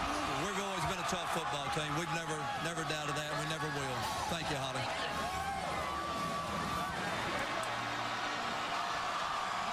What a scene. Snap good, placement good, kick is perfect. And all 5'9", 185 pounds of him is the hero at the end.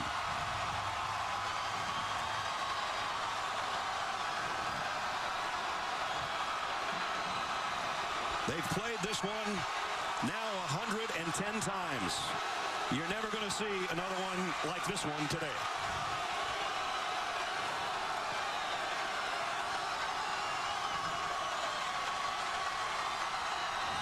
What a scene. 61-58. That's going to do it for us. For Todd Blackledge and Holly Rowe, Brad Nessler saying so long. That's all from Waco. Chase for the NASCAR Sprint Cup continues at the Bank of America 500 at Charlotte after this word from your ABC stations.